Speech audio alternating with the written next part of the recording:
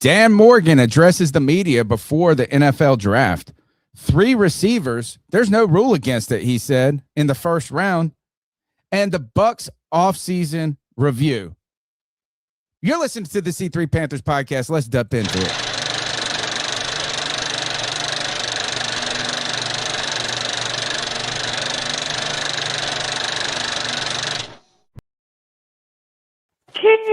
Pound.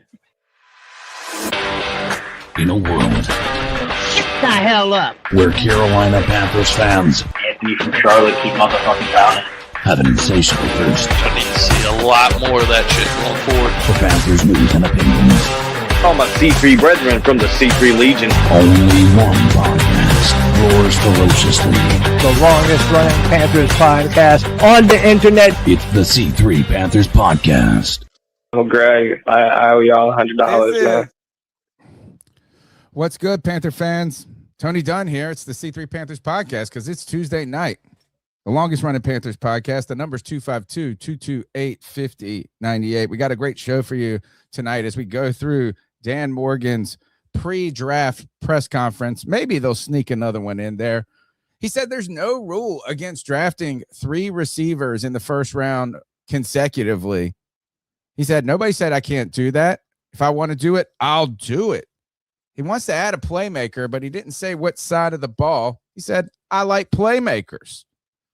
Bryce Young signing his 5th-year option after the draft, and a lot to talk about with Bryce Young. We've got Adam Thielen's comments on his what he's seen in Bryce's development, and we've got a ton of stuff to do. We've got a guest coming in from the Cannon Fire Podcast, Rhett Matthews, at 9:30 to go over with us the Tampa Bay free agency in our NFC South tour last week. Thank you to Bob Rose for our look into the New Orleans Saints free agency. This week, we're recapping Tampa Bay's free agency, and we'll ask those questions. What he thinks about Tampa Bay. Do they deserve to be at the top when it comes to the odds of winning the NFC South? Did they get better or worse, or where are they at? We've got that and more, and I'm hanging out with my co-host, CK. Good to see you, brother. Man, listen, another week, less stuff to talk about this week when it comes to the Panthers, but still enough to keep this show going week in and week out. Man, we're 1 week away from the draft, and then maybe a little lull again before things start to pick back up on the training camp chatter and the discussion about FanFest and what have you. But the thing that's most important in my mind is we have some things to look forward to in the very near future. Some of that may include having some familiar faces return to the show, maybe on a intermittent basis, but super happy to be able to look forward to that draft show next week. Moving and shaking. The draft is 9 days away, and we'll be having I think this might be our 14th or 15th annual draft show, somewhere in there. We're in that range. Can't ever remember. I think we're 1 year behind. 15th annual? Is that what you just said? I think it might be this is our 15th year as a podcast and 14th draft party, or we might be 14 and 13. We're going back to first draft party was Kelvin Benjamin. Well, that would have been 2014. Yeah. So there's 13 of them. It's always one of those that are hard to do the math. Don't forget, guys, we're taking your calls tonight. The number's 252-228-5098. We want you to be part of this community, right? We're rocking every Tuesday night. Going to be adding more and more content as we keep getting back into the mix of when we get some draft picks and we get to learn those people. We'll get to learn about them more intimately. So look out for our extra content. Make sure to smash the thumbs up button, subscribe. What you can really do to help us right now is if you're listening later on iTunes or Spotify or wherever you get your podcast at, do us a solid and give us a rating so we can climb those podcast ratings, build the audio podcast, because the YouTube always is popping.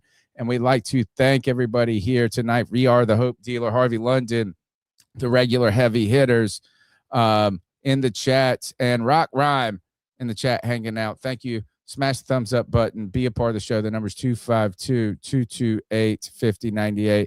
We've got no time to slouch tonight, so let's just pop into it. There are no rules, according to Dan Morgan, as he addressed the media today in his pre-draft press conference. And just a little housekeeping before we get into the details of that, because we got some good clips from that podcast to play for you guys. From that presser. Dan Morgan expects CK most everyone but Akim Aquano to be available for OTAs from a health standpoint. Is optimistic about Jatavian Sanders following the ankle surgery, has been running and cutting, looks good. This is the news that we expected, and I'm happy that there's no mention of Jonathan Brooks. You're right. It seems as though we are going to be pretty healthy going into this the OTAs, which OTAs are a very light, at least from our understanding on the external. It's not going to be super, difficult for those who are maybe dealing with some lingering injuries. They can still handle the workload of an OTAs, but it's still incredibly. Oh, sorry, I did that. I was trying to remove this. You're still there. I still love you. You're good. I was just saying. I think it's good news to hear that we're going to be pretty much at full strength, barring Icky, which we all knew was going to be the case. I mean, none of us were expecting him to be here. No, and nor do we. Honestly, you should not expect him to play this season. Yeah, no. You're out of your mind if you think he's going to be doing anything with the Panthers this year. You'll be very lucky if they can get him off the PUP somehow.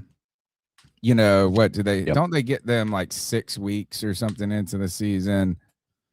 I just don't, because you know how Jonathan Brooks started on the PUP list and he was on 4, but then they get 4 to make the decision, but then they have 2 weeks to play him. I don't think he's playing this year for the Carolina Panthers. Yeah, I don't think you're wrong in that. I don't think they're going to pull a Jonathan Brooks again. I think they're 100% going to be willing to move forward with depth at that position and just kind of roll with the punches as the year goes on, and hope that whatever pieces that we either continue to add in free agency or that we end up adding through the draft. I think they're going to be comfortable with it and not risk a dude's health when they don't have to. All right, let's jump into that press conference. I got a few things that I think are noteworthy to share here. Is first question that caught my eye early on in the press conference, CK, is was asked, Dan Morgan asked about, actually before I even introduced that question, one thing that stood out, you watched the press conference. Yeah. I watched the press conference. I thought Dan Morgan looked relaxed. I think he doesn't look like so tired. I know that he's very good about going to bed at a reasonable time, getting up and doing his workout. But you understand he just doesn't blink. That's why you think he doesn't look tired. No, I don't think he's not tired. What I guess I was trying to get to is he doesn't look disheveled. Yeah. And I do that not blinking. He even knows that he doesn't blink. Yeah. It was the whole thing on Pat McAfee. But I feel like this is year 3 as a GM, full GM. And we just know in careers is that no matter how qualified you are, how smart, how great your natural talents is, getting that experience, that kind of 10,000 hour rule that I think maybe Ron Rivera talked about. I just feel like he looks settled. Yeah. And I just that was my initial thing, is the way he was kind of interacting, which I still don't understand how they don't know that this Mike K goes, he said, why can't we start? Dan Morgan said, why can't we start? And they were like, I don't think. And then Mike K goes, I don't think it's live. But the mug's always live for 20 minutes before anybody comes up there. Don't worry. They go. Yeah, you're sitting there waiting forever for them to get that thing. I end up just, giving up and just going straight into the VOD after the fact because I just can't sit there and dedicate that much time to it. Jump. And sometimes it's 30 minutes. But I just felt like when he sat down, it was just cool, calm, collected. But one of the first questions asked to Dan Morgan was how he felt about picking. What was the difference in his approach, should I say, from being outside the top 10? You can get 8, and then when you were picking at 33 entering day one of the draft the last 2 years. Yeah, I mean, I think it's a little different picking, on the back half of the first round. But it's really no different in terms of the process. I mean, we're going to be ready for any and all scenarios that present themselves. You don't know what guy's going to fall. A lot of things can happen unexpected. So we just got to be ready for any and all scenarios. And that's what we've been doing in the draft room every single day, is just planning for that and getting ready. I know we've asked you a lot about So this coach speak. Well, I mean, I don't think it is coach speak sometimes. I just think it's a reality that you are a GM. You are doing you got the pick you got. You have to be, your approach should be, there's probably nuances, right, CK, of how they're different, like how they approach different things, right? Sure. It's like a top 10 pick, you are really, it has to be easier in a way to make a top 10 pick. I agree, but I also think it's fair to say that it's also a lot more pressure because you're picking somebody who should be a home run.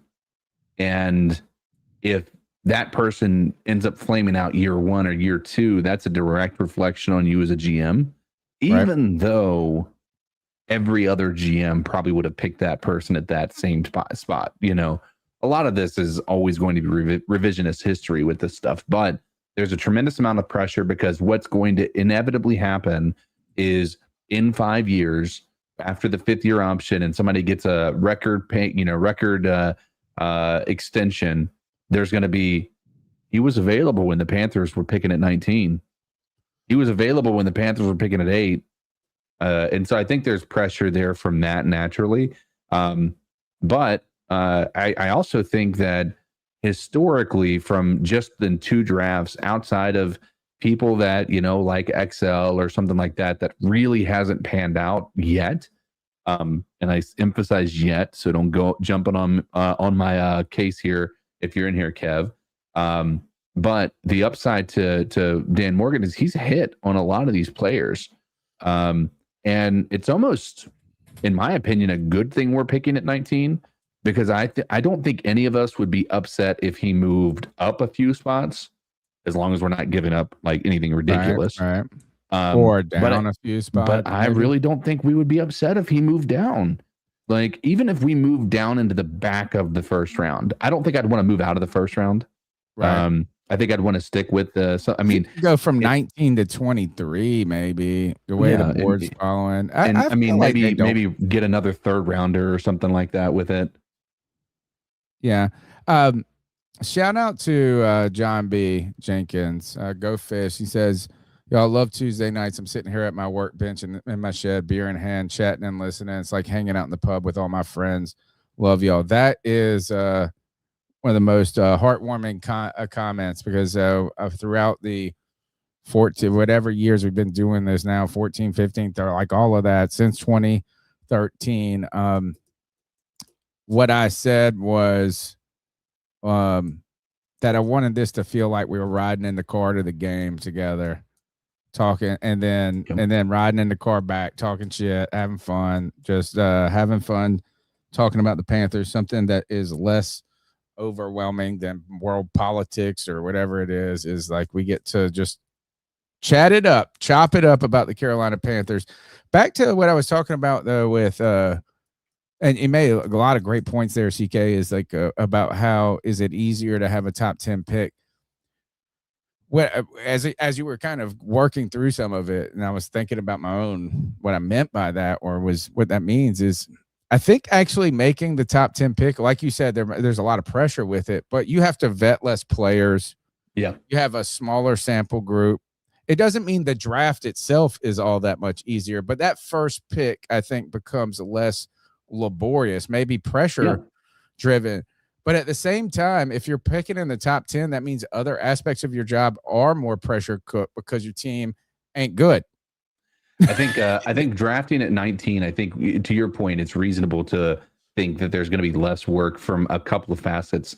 And one of those is going to be that when you are drafting at 19, you have a guarantee that there's 18 other people off the board, right? If you're drafting at 8, you know that there's only going to be 7 people off the board. There's statistically far less scenarios. There's far less scenarios, but in addition to there being far less scenarios, having less of those people allows you to focus on the second round people and getting those people in for your 30 visits. You know, and so I think what you're saying is reasonable to say that it is easier to draft in the top 10 because it does allow you to prepare for the rest of the draft a little bit more efficiently. Right. But you know, I think all of us would be super happy with us drafting later in the draft, you know, habitually moving forward. Dan Morgan also, though, has said through gosh, every time I press a button, it starts playing in my earballs. One of the things, though, that Dan Morgan that I like when he keeps asking about this, like this detriment in a sense to drafting at 19 over a top 10 that was suggested in a sense by the question, you know, or at least alluded to, is I like that he goes and he reminded us straight up that every year players fall that you don't think are going to fall. So like there was almost a little excitement, like, man, something might happen where we're going to get a player we didn't even really think just on paper we could get. So don't just be worried yet that just because we ain't we're outside the top 10, that we might not have like one of these premier players, because there might be a run. There might be like, there's always something. There's a nuance to every draft. It feels like of how it goes in ebbs and flows and runs on positions. CK, let's go to the next clip. A lot of people are focused on, I mean, obviously we're talking on this number 19 pick here. A lot of chatter about like what that could be. Is that going to be something that is boring? Not to me, offensive linemen, which I still like, let's go. I always like them hog mollies. But a lot of talk about playmakers is that, wow, because the Xavier Legette shadow that's looming. Yeah. The explosiveness that Teteroa McMillan brought to this offense and the excitement and the idea that this team is close to not just building and competing, which he can remind it, we want to compete, not, you know, but there is a sense that don't be conservative, but this is the time for the Panthers to take a strong step forward. And a lot of people are looking to the offense here. Here is Dan Morgan on adding a playmaker.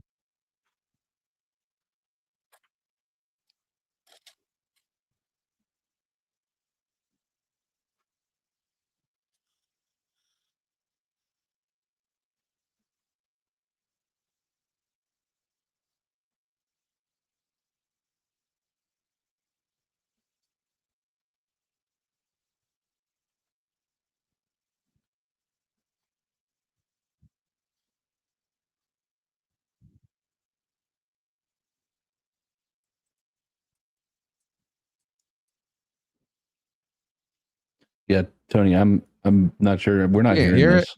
No, I'm just sitting here watching this video myself. I was making sure that it wasn't like I was waiting for somebody in the chat to say there wasn't something coming through. Guys. Good gosh, I'm just sitting here watching this video by myself. Let's see if I can figure this out a little. Here we go. Sorry. Oh, good Lord. I mean, I thought I was smooth rolling.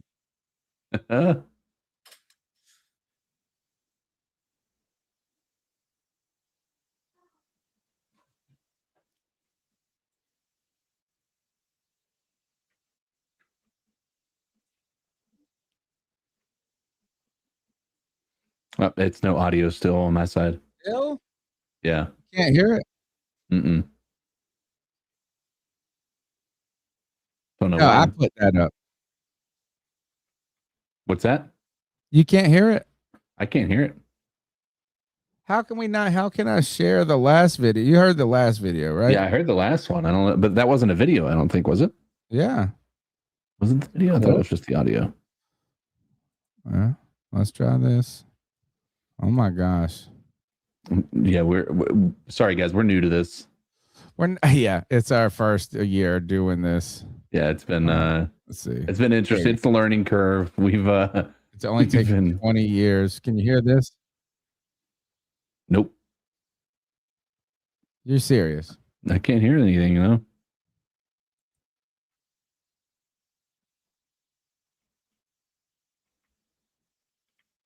Nothing. Nothing. Yeah. What about now? Nothing.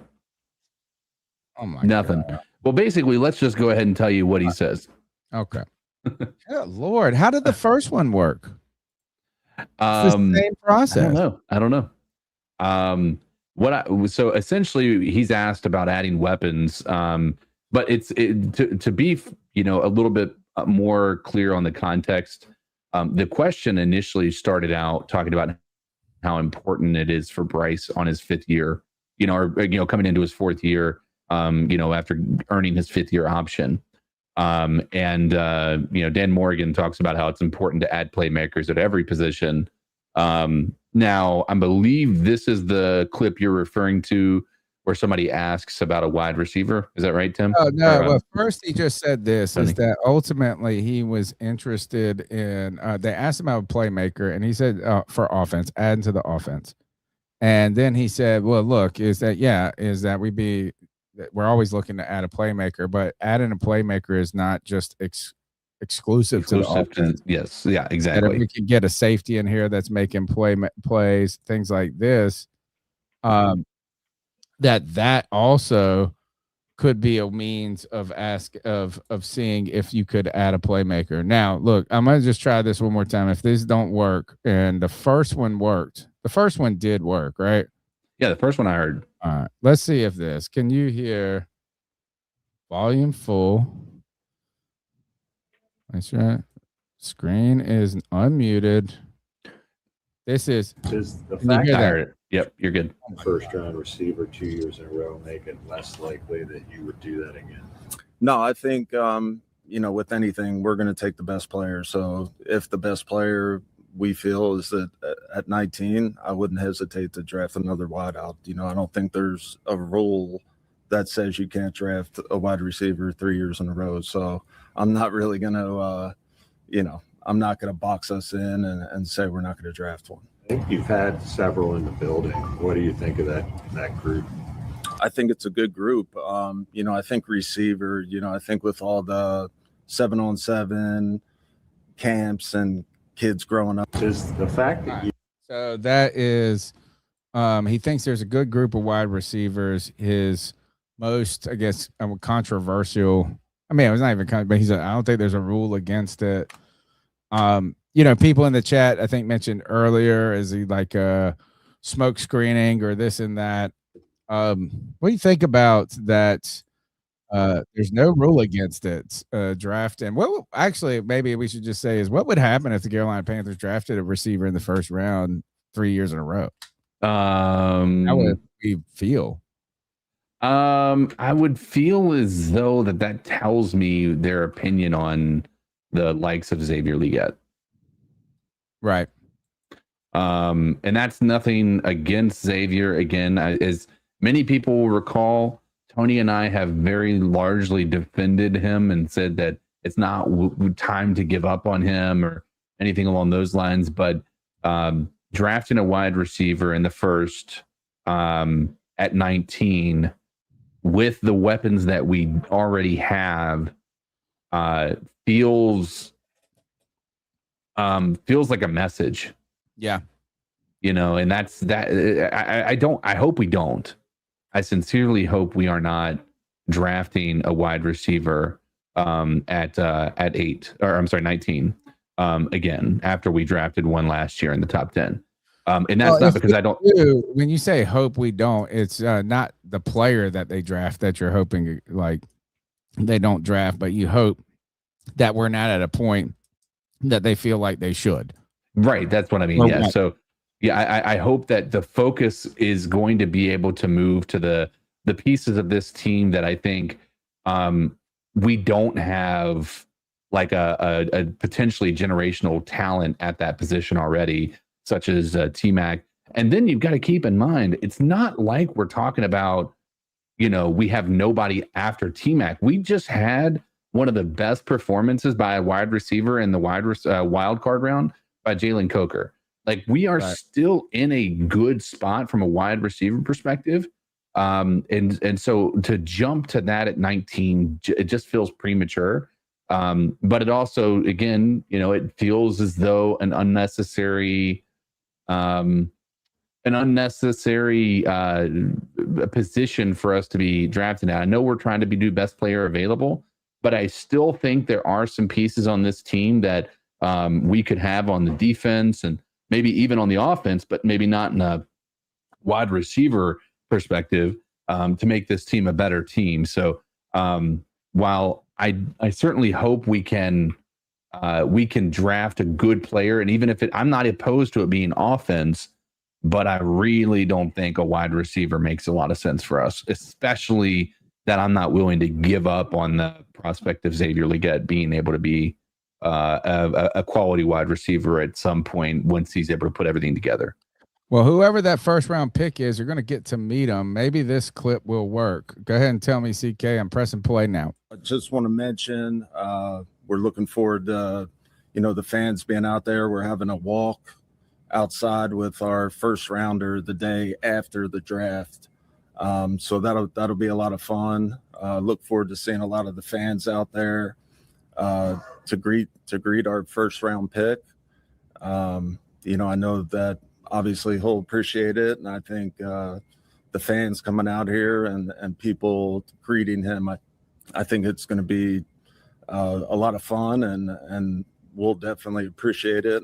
So Fan Focus Podcast, hopefully that worked right there, the audio on that. The Carolina Panthers, what the NFL is allowing them or what they're going to be doing, guys, is you will, if you're fans at the NFL draft, you will be able to hang around day 2, and they're going to trot him around and sign some autographs, and you'll get to meet him. So that sounds fun right there. Final things, our guest should be here in just a moment. Hopefully we can knock these out real quick. Wrong screen again. There we go. One of the things that came out of this press conference is that Dan Morgan says it will be right after the draft, once they secure all their picks, that they will be then exercising the 5th year option on Bryce Young when he gets back in. And what I thought was fun, or not fun, but like, look, these are just details we knew were happening already, and that was in the works, but the timeline has been executed. But I did see a couple of things on Bryce Young in just floating around on Twitter. I saw this is Bryce Young has improved each year. Sleeper NFL was putting out, and the Panther fans are always in a giant debate over Bryce Young, and is it slow growth, great growth? Is he the future, or whatever it may be? But showing these improvements 3 years in a row. And Adam Thielen had a few things to say on Bryce Young. You know what? Well, but we'll chamber those comments for just a moment, because it's a minute and 20 video, and so we can come back. We'll circle back after we get our guest in just a second here. But coincidentally, as Adam Thielen is talking about Bryce Young and his maturation, just to foreshadow what he talked about, is some of the things that he saw in his personality development and the struggles he had and the challenges he had as a player. We're 9 days out of the NFL draft, and BY9, the Panthers reminded you that look, Bryce, the 5th year option, and we're 9 days out of the draft. We'll be talking a little bit about that. Adam Thielen and the Panthers, or at least 9 days out in the Panthers first. We talked about the first round pick, but 2 back-to-back round picks, CK, back-to-back picks in the 5th round, 158, 159. No 7th round pick for the Carolina Panthers. But like right now, what we should do, I think it's time to bring in Rhett Matthew to the C3 Panthers podcast. Welcome to the C3 Panthers podcast, Cannon Fire podcast. Rhett Matthew, welcome to the show. Fellas, how we doing? We are slogging through on a Tuesday night. We've been rocking every Tuesday night for 14 years now. And admittedly, CK and I, over years and years of doing this, particularly me, have become more and more fatigued by the draft, right? As in all the people, the energy that we put in early, like, oh, we're scout all these players, this and that. Give me the draft. Give me the players. I want to know those guys. But over the last couple of weeks, Rhett, we've been looking around the NFC South. Last week, we had our buddy Bob Rose on to talk about the Saints free agency. And now we're talking tonight, Bucs free agency in the NFC South. Welcome to the show. How are you, my friend?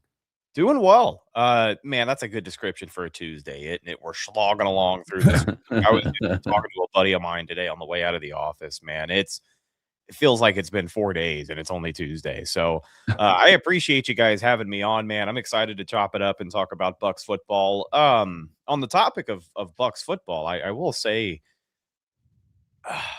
God, dude, we're at a frustrating point. The Bucs have had a nice run of relevancy, but I truly believe that I don't know. There's not a ton to be excited about right now. Well, let's start there. Is the NFC South since its inception as a division has always been a nobody's great, except for every now and then you had your Tom Brady runs. There was a couple of times the Saints had some great runs in there, but it really is who can win it, right? As everybody is fighting towards the end, everybody's 7-8 and 9 or 7-10 or whatever it may be, or back before it was 17 games.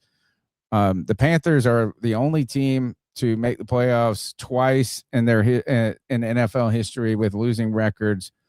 The NFC South feels like it is up for grabs every single year, but I love the division system. And I love hating on teams in the division in a sense. But what'd you think about last year for the Bucs? You kind of started off hot, then hit a wall, and what does it tell you about the team right now? In my personal opinion, thoughts are going to vary, but I think most of the collective fan base is going to tell you it looks like a team that cannot succeed under Todd Bowles. And I know you're going to look at recent history and you're going to look at the division titles. You're going to look at a playoff victory over Philly in these playoff appearances. But at the end of the day, the rest of the league does not put a lot of merit on these division titles. When you're winning a division with 8 and 9 wins and you're struggling to get there, let's add that to the resume as well. Yeah. It's not like this is a team that every year has started 6-2 and then just catastrophically fallen apart. This is a team that has really been known, at least under Bowles' tenure, to have a slump during the season at some point. They usually start pretty well. I think on average, they start 2-1 more times than they do not. And then from there, it's kind of a crapshoot. You could have a 1-7 stretch and then come out on the other side of it, play your ass off and win the division at 8 wins and see a beat up Philly team in the postseason. That can happen. And I think that that's what the Bucs organization has been putting a lot of merit into with this team and with Todd Bowles' tenure. But yeah, I look at a football team that started 6-2 and was winning against the Seattle Seahawks team on the road, missing their starting left tackle among a laundry list of other guys. They get these guys back. They reach the bye week. They take a full week off, which I don't know if that's common knowledge. But that's not normal for a coach to give a team a full 7 days to go no contact and be away from the facility. It's just typically not, it is what it is. They were a 6-2 football team, whatever. They were recovering from injury. You're hoping to get some guys back, but it just, obviously you lost Mike Evans and had a couple of other things that pop up throughout the rest of that season, but overall you got healthy, and it was like the Bucs were a worse team the healthier they got. Baker Mayfield, I love Baker. Let me preface this and say I love Baker. I wouldn't have as much of an issue as the next person if the Bucs signed him to an extension next week. I wouldn't care. He's 31 years old. Maybe 4 or 5 years of sustainable play. You know, the Bucs have never been a team that's had a super long-term franchise quarterback, and they have certainly never won championships with a franchise long-term quarterback. So it's like we're just in this spot where it's more frustrating to be this average than it is to be an outright terrible football team. The Bucs were a terrible football team for the second half of the season last year. And fellas, I'm not going to sugarcoat it. When I look at free agency for Tampa Bay, I think they got older and slower.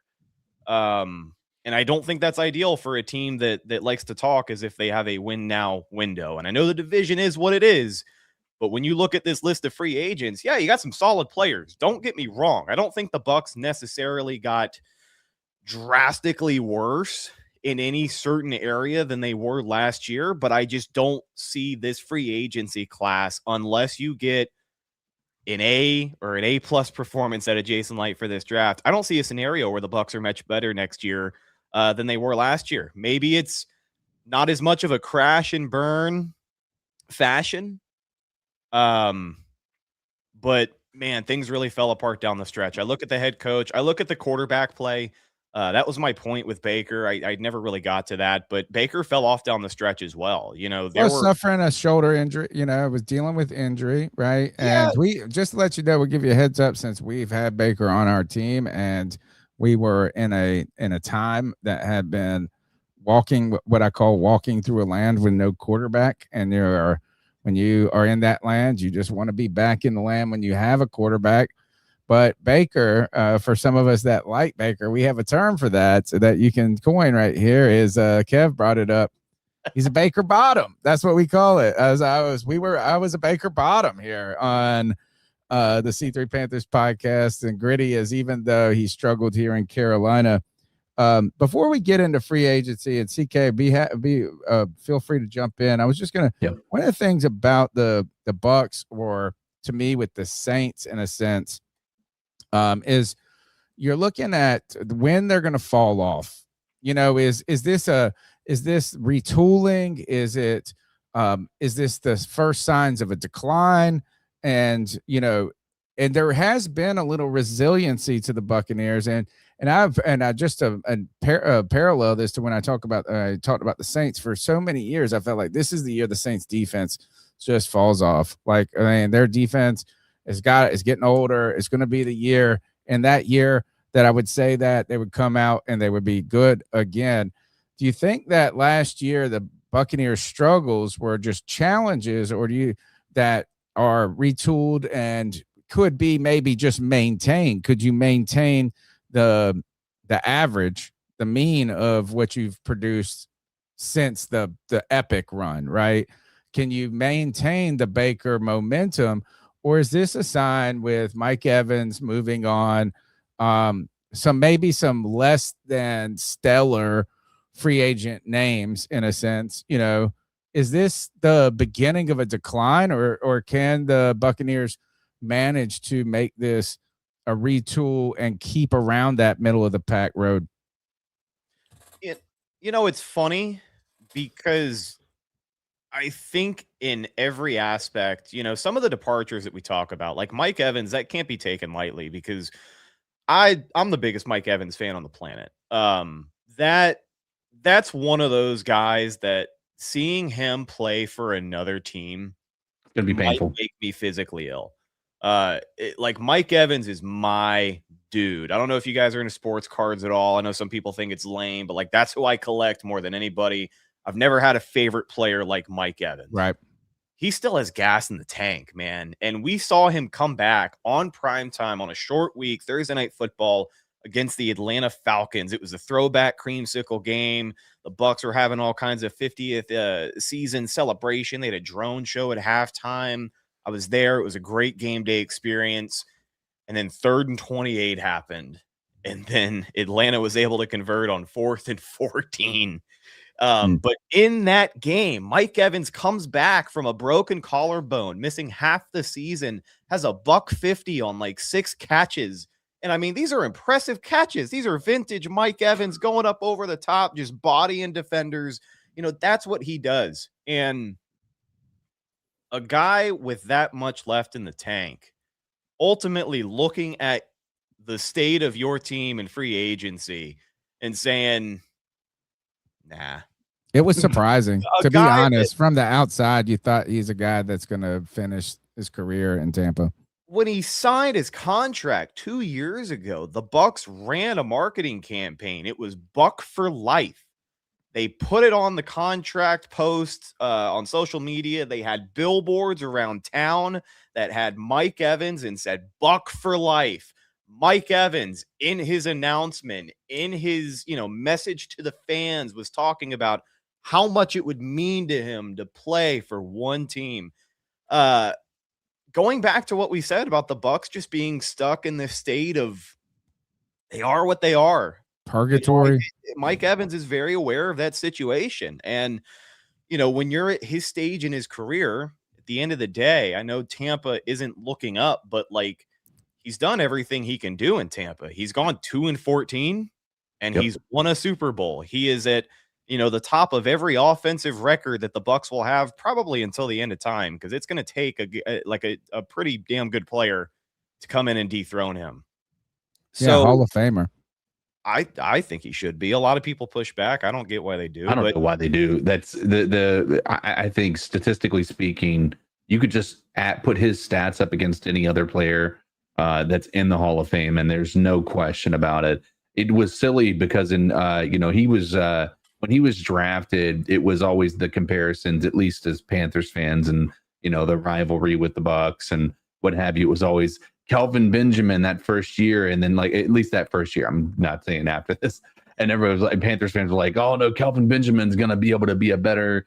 And it was foolish in hindsight to think that Mike Evans turned out to be just unreal. And in my opinion, I know in his prime, I don't think you could put Mike Evans over top of Julio Jones, but Julio Jones only had 2 of those elite seasons. Mike Evans is the most consistent and dominant wide receiver between those two I think that I've ever seen from a consistency standpoint. Every other wide receiver that I've ever watched in today's time has been shaky or up and down, or you look at AB, you look at Devontae Adams, you look at anybody, they all have a few years in between where it's an up and down or anything, but not Mike Evans, dude. This dude just was the fountain of youth every year he played. I don't think there's any question that he's a Hall of Famer. What is it? 12 years in a row with 1,000 yards. Come on. If you can go and play beside Vincent Jackson and make him just look regular, I know that was, this guy from the beginning. So Mike Evans, stud there. Let's move to Tampa Bay. CK, get in there. You ask your question, and then we'll go to free agency. Yeah. So, I guess I'm going to go back to something you had mentioned. He was talking about the end of last year. And one of the things that let me ask you this. You see Baker having come to a team that was, coming off of a few really good years with Tom Brady. It was a well-built team. What do you think the difference was between Baker in Carolina and Baker in Tampa Bay that made such a difference? Because I'll be the first to say we were so optimistic about Baker. And Baker, we call it the Baker bump as well, because when we traded for Baker, the numbers from a podcasting perspective, I have never had the college fans of a quarterback be so just passionate about a dude and follow him wherever he went. Dude, those fans were all about Baker, and there was a bump from that was tangible and noticeable. So we were really hoping he would work out. But he and I want to make this clear. I don't say this just out of a hatred for him. he looked horrible. Like he was the reason we lost a Baker bomb here in Carolina. a lot of those games. It was his fault. What is the difference between Baker then and Baker in Tampa? And is it just the situation, or do you think Baker has grown?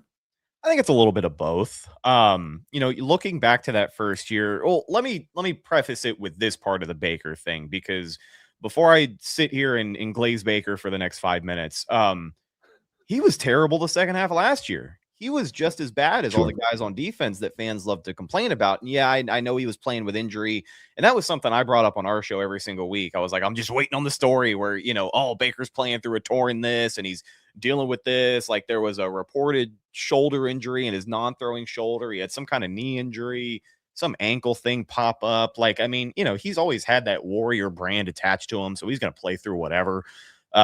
You could chop his arm off, he'd probably still be out there trying to play.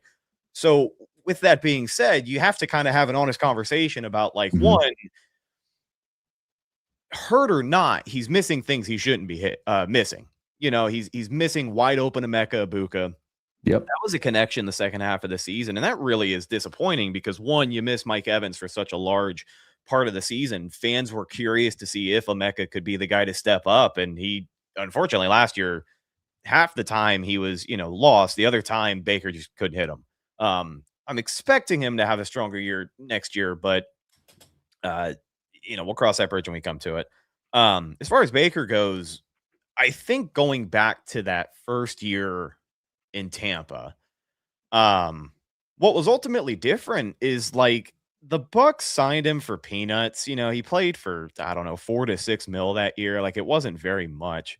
And the quarterback competition in training camp was Baker Mayfield and Kyle Trask. With all due respect to Kyle Trask, I'm a Gator fan. I don't love Gator quarterbacks in the NFL.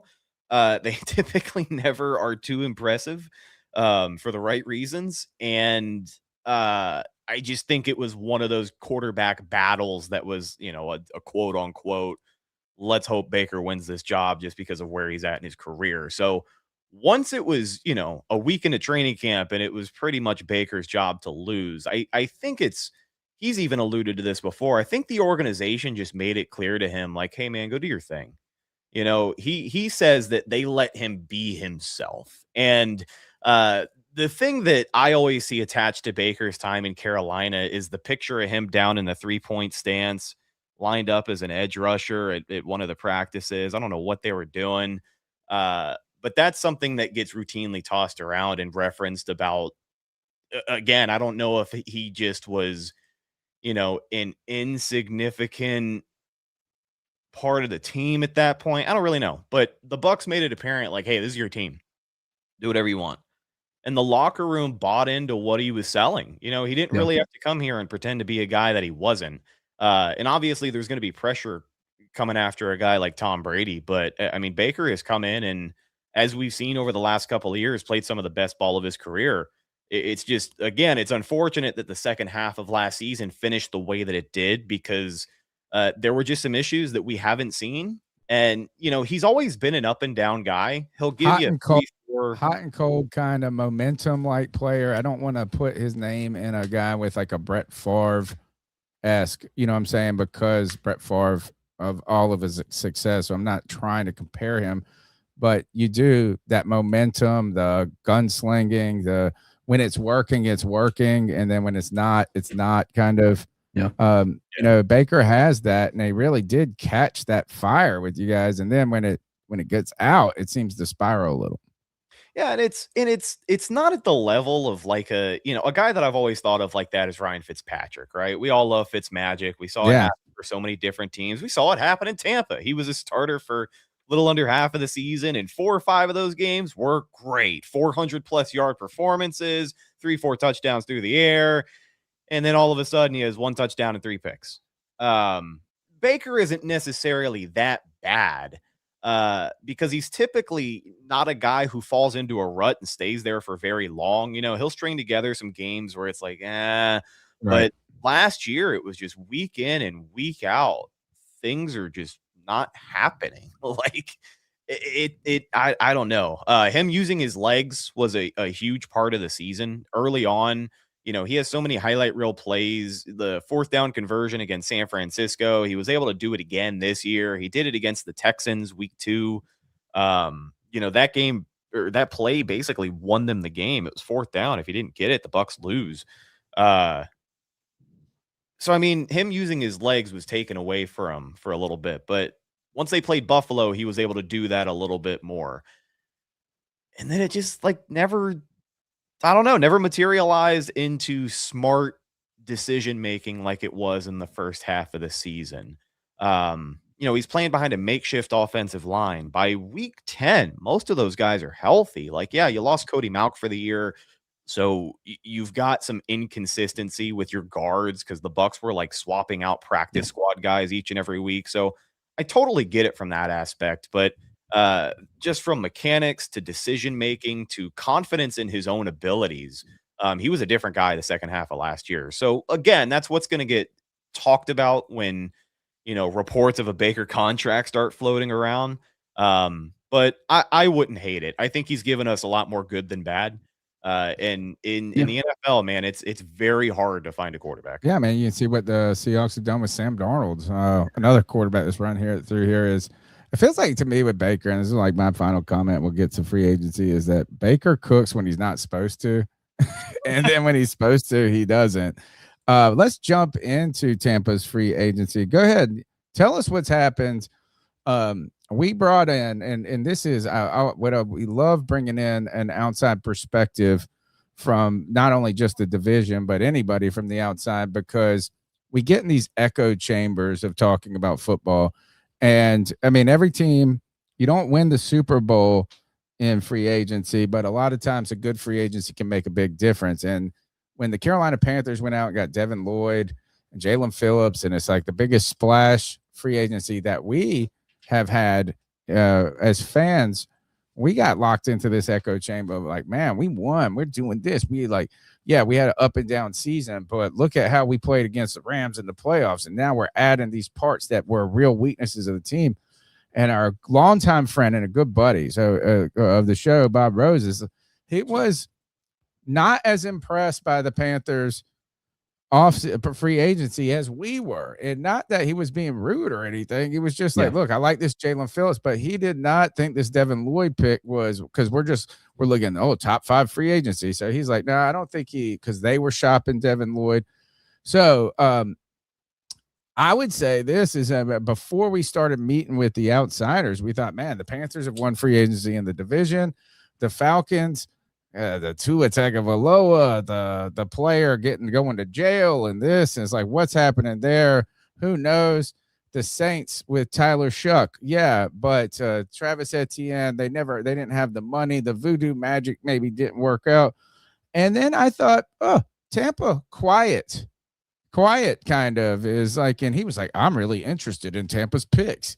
So what do you think about Tampa Bay's free agency? Because we are just kind of I guess, too locked in on us, hopefully wanting to take the next step as a team and finding any addition as a reason to believe that we're about to do it.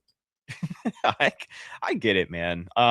As far as Tampa's free agency goes, I know I kind of took a big old crap over it when I first got on here, and I still stand by my statement. I think the Bucs addressed their needs. I just think they got older and slower. Alex Anzalone, great player. Florida Gator, right? Tampa guy.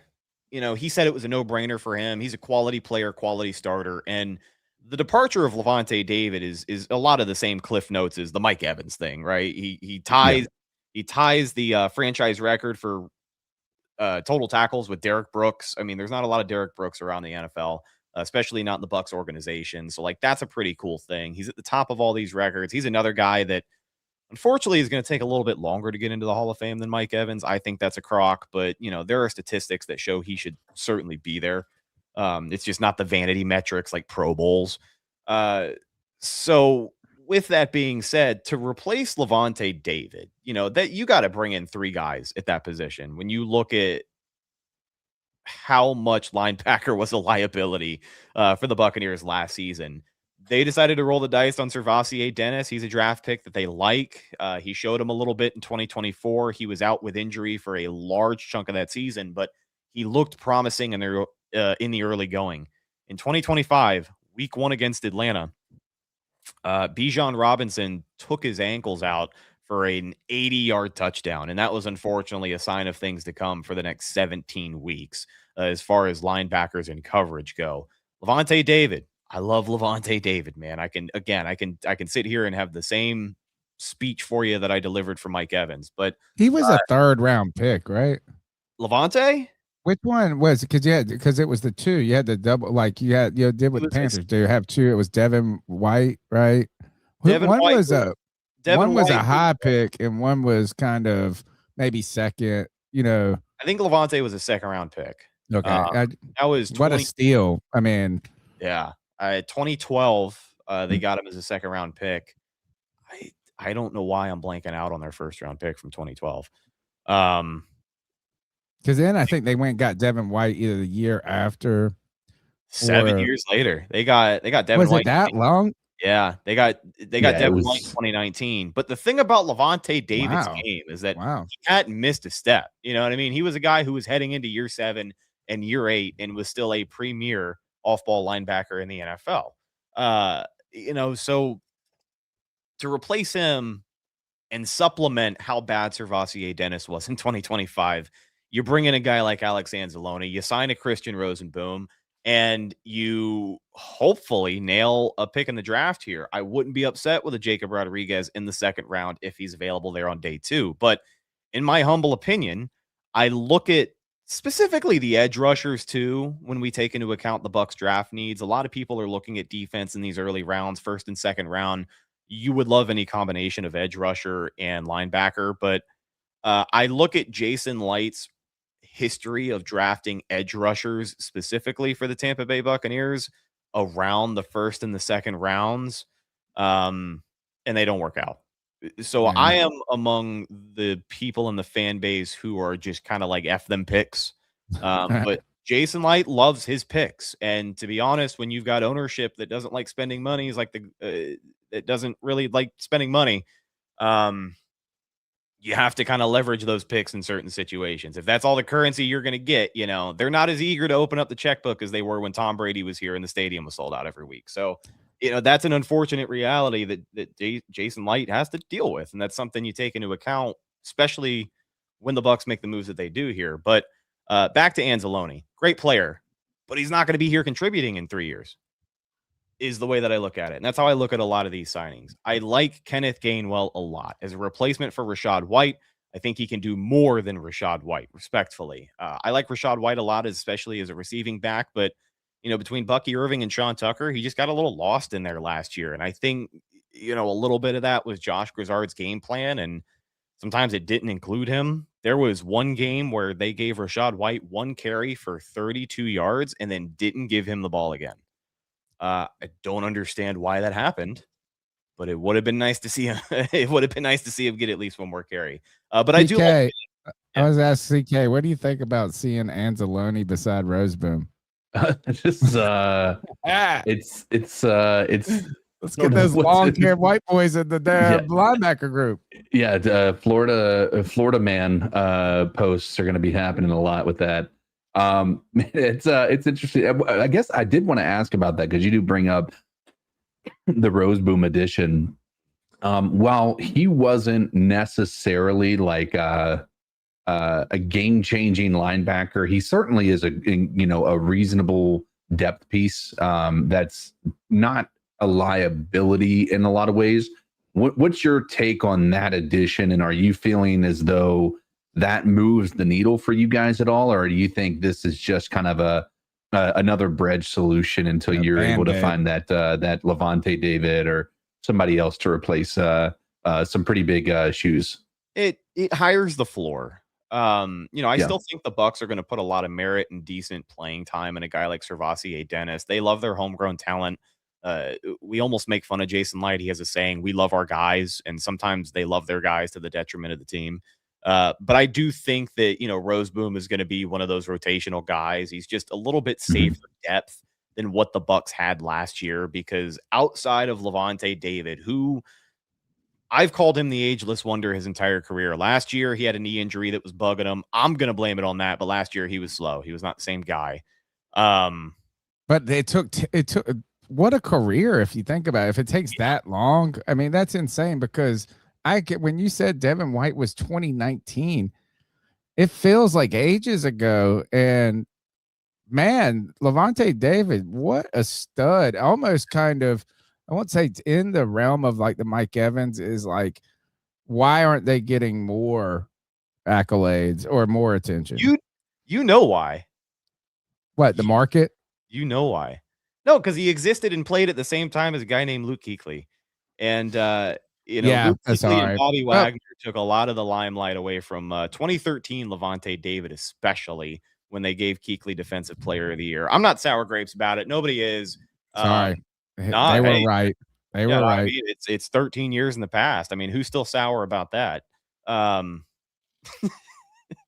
it's kind of funny too to hear you talk about kind of the optimism. Like, no, it's like Anzalone, a good player, this and that. And I'm not saying this and that. I'm not trying to be like down. What I'm saying is, the Panthers have historically had this strong linebacker core. You can go to John Beeson, Thomas Davis, then you go to Luke Kuechly. Well, you can go back to Dan Morgan, Will Witherspoon, and back in the early 2000s. So Dan Morgan's now our GM, but then you go to John Beeson and Thomas Davis. Then you go to Thomas Davis and Luke Kuechly. And then you had Shaq Thompson come in where we thought we were going to keep this. And you get almost so used to it as a fan base, like to where we just like, man, we just rock with these guys. They're dominant. You don't this. And then we went through and CK always references this time period after Luke Kuechly retired. And we always call him Tired Whitehead. Tahir Whitehead is like, and then we got in this rut of just like these kind of Band-Aid linebackers that we didn't believe in, that they didn't this. And it sounds like you're already concerned in a sense, not about Anzalone as a player, but like, how do you get back to where you don't have to worry about that position at all? Copy and paste that to every other signing the Bucs made over 30 years old. It's not that I have a problem with these players. Al-Qadim Muhammad, 12 sacks last year, playing next to a generational edge rusher. How good is the guy? I don't know. We'll find out. Looks good on the tape. I feel like he'd be a good fit in this defense, but is he going to be a contributor on this team in 5 years? I don't think realistically. A'Shawn Robinson, I like him a lot. One of the things we love him too. We love him too, but he's, like you said, the age, he was kind of aging when he came to Carolina, and he played hard. He played great. It's like, it's a bridge. They're bridge players. And they paid him $10 million a year. I don't think his salary has ever been that high in the history of his career. Not saying he doesn't deserve it. I don't get caught up in the player salary, but when you do bargain bin shopping like the Bucs do, fans get obsessed with the cap space. When you pay a guy like A'Shawn Robinson $10 million a year, and you pay Alex Anzalone what they paid him, not saying he doesn't deserve it, but if you split the difference, in my opinion, that's the difference between a guy like Alex Anzalone and a guy like Devin Lloyd. I wouldn't have been upset if the guy signed, a Devin Lloyd. A Nakobe Dean was available, for around that price. And I feel like that's the difference between a team that is just putting a Band-Aid on, kind of accepting that this is what it is. Yeah, we need contributors. These guys could come in and play and win us some games. But it's like they do that. They play it safe. I would much rather them at this stage of the game just get a little bit aggressive, take a chance, get that younger guy who, I don't know, could work out. At 27, what is he, 27, 28 years old? Devin Lloyd, 27. But let me ask you this, in another way of looking at it is, you can get aggressive, right? But you could also, this almost feels like there's aggressive, And I'm with you too, is like, instead of trying to spread money around, let's target it on more blue chip players in a sense. Now there's some risk there because you have, as a GM, you got to look at, like, we really have to fill out a roster and play a season.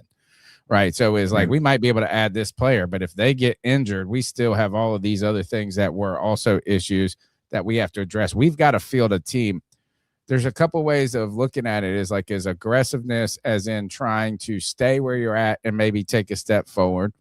There is fairway. In some ways, I think this is kind of some of these signings from hearing you talk about them are like fairway hits, is we're not reaching, but we're not pulling up in a sense. And you could be conservative or fairway, but also the problem with this too is maybe you're ignoring the fact that it's time to kind of reset. And I'm not saying that your team should reset, but what do you think about that? Is like, I mean, you have that aggressive option, like, is instead of spreading it out, let's get this one or two guys and make a difference, fairway hit. Or is this a sign too that, like, look, is, man, the Bucs have really, they got that, they spent with the Tom Brady, they got the Super Bowl. Is this that reset period and trying to, I don't know. That's just kind of what I was thinking about as you were talking about it. It's a little bit of all that. I mean, I think it's all valid points when you talk about the situation that they're in. I first off, I don't think Bowles should be here. I don't think you should be. You don't like him? Not at this stage of the game. I defended him for as long as I possibly could, and I don't think there were many people in the fan base who had bad things to say about him when the Bucs were 5-1. But when he was consistently a guy who walked up to the podium with no answers for a floundering team, and then just continued to kind of schlep it on to his players. Yeah, I was going to ask you about that because he said, man, these players just got to pick it up. You know what? And he's not wrong. Like, it's the National Football League. Players got to play. At the end of the day, you've got to know what your execution is. You got to go out there and do it. But maybe if you want guys to pay more attention in practice, and maybe you want them to be more locked in, maybe you don't give them 7 days off for a bye week. I don't know. I went to, you mentioned you're a Florida Gators fan. I'm an ECU Pirates fan, which is a team we probably never heard of them, but we're all right. We beat Miami when they were number 2 in 1999. We had a beloved coach at one point, Ruffin McNeil, but he kind of reminds me of Todd Bowles a little bit, or maybe not as Todd Bowles, because Ruffin was just like a player's coach, man. He's just like, everybody loved Ruff. He's a big guy, but like, he would be late for the plane sometimes or something like this. And it was just like, I can feel like Ruff would be like, I just don't want to go to work this week. Is Todd Bowles just like, I didn't want to go to work this week? No, I don't think it's a matter of professionalism. I don't think he's checked out by any means. I don't think he is a coach who can actively get the best out of his players. And I think when we look at the Bucs and we look at their ceiling under Todd Bowles, 22, 23, 24, and 25, we now have 4 full seasons of the Todd Bowles experience. One of those was with Tom Brady, which still is unbelievable to think about. We gave Tom Brady a blessing from the Buccaneers on his way out. We said, thanks for the Super Bowl. Here is your first ever losing season in your career. You enjoy it, buddy. You take that. We got absolutely shellacked by Dallas in the first round. I took my poor mother to that game. The Bucs were a joke in 2022. 2023, you get Baker, and that's probably the most promising season they have had. Realistically, you put together a pretty good season. You have that midseason slump that we talked about, but you really played your ass off at the end of the year, made it to the postseason, got a beat up Philly team, embarrassed them in front of your home crowd, and had a pretty decent game in Detroit. You're one Baker Mayfield fourth quarter interception away from the NFC Championship game. All right, that's upward momentum for 2024. Dave Canales leaves to be the Carolina Panthers head coach. Oh, we got to talk about this a little. I mean, not about the Leaf. Continue. Sorry, I forgot to even ask you about Dave Canales. Oh yeah, you're good. So 2024, the Bucs get this guy named Liam Cohen, this new stud offensive coordinator. A little bit, of a question mark at that point, but let's see if he can get the most out of Baker Mayfield. Baker Mayfield has the best season of his career. The Tampa Bay Buccaneers finish a top 3 rushing team in the NFL, which the Bucs are terrible at running the ball. They've always been bad at running the ball. Like for my entire life, we've had Mike Allstott, we've had a lot of really fun backfields, and Doug Martin had his moments. Don't get me wrong. Rest in peace. The Bucs at their best have never been a dominant team on the ground. And they were a top 3 team under Liam Cohen. So the end of that season happens. Upward trajectory. I know you lose in the postseason again. That's a little disappointing. You re-sign Liam Cohen to be your offensive coordinator. You make him the highest paid OC in the NFL. And then not even 24 hours later, he's up in Jacksonville taking the head coaching job. And the Bucs cannot necessarily help how that situation turned out. There's a lot of. What did you think about that as a Bucs fan? Because, I don't really blame anybody ever for taking the job, the money. Yeah. They paid him supposedly a lot, but I say, man, get that head coach job when you can get it, because your name won't be in the cycle the next time. I don't care. People are like, oh, wait for your opportunity. But then it did have this sleight of hand feel, or at least some people portrayed it as that. What did you guys feel in that moment? Oh, people were pissed. The Bucs organization was pissed. People can lie about it now and say it's water under the bridge, but the way that it happened was sneaky and underhanded. But I don't blame him for taking the job. Jacksonville proved they were serious as well when they fired the general manager. He made it clear he didn't want to work with the guy that they had, and they made it happen. That's a commitment that the Bucs were not ready to give him. The Bucs were going to make him the highest paid offensive coordinator in the NFL, but nobody was talking about firing Todd Bowles to make Liam Cohen head coach until after he signed with Jacksonville. Yeah, that wasn't happening then. It just wasn't realistic. Hindsight's always 20/20, and yeah, man, I wish we did that. Me and everybody else. I certainly hate to see him have a 12-win season in Jacksonville and get the most out of those guys, but that's the kind of coach he is, and the Bucs missed another good one. So now we're 3 seasons into the Bulls experience. We are 3 offensive coordinators into the Bulls experience. He fired Byron Leftwich after 2022 because he didn't pick Byron, and Byron kind of sucked. So 2023 goes by, their stud offensive coordinator gets a head coaching job. 2024 goes by, their stud offensive coordinator gets a head coaching job. We are developing a bit of a pattern here. 2025, you start strong. You get Josh Grizzard. Again, he was kind of thrown a shit sandwich when it comes to the injuries at the beginning of the season. So I can't entirely blame Josh Grizzard. I'm not going to say that he's a terrible offensive coordinator because he's not. I think it was just pretty unfair for him to come into this situation and succeed with what he was given. But it ultimately didn't work out, and things fell off down the stretch. He ends up skipping town because the Bucs fired his ass. But he was not the answer. So I look at Todd Bowles.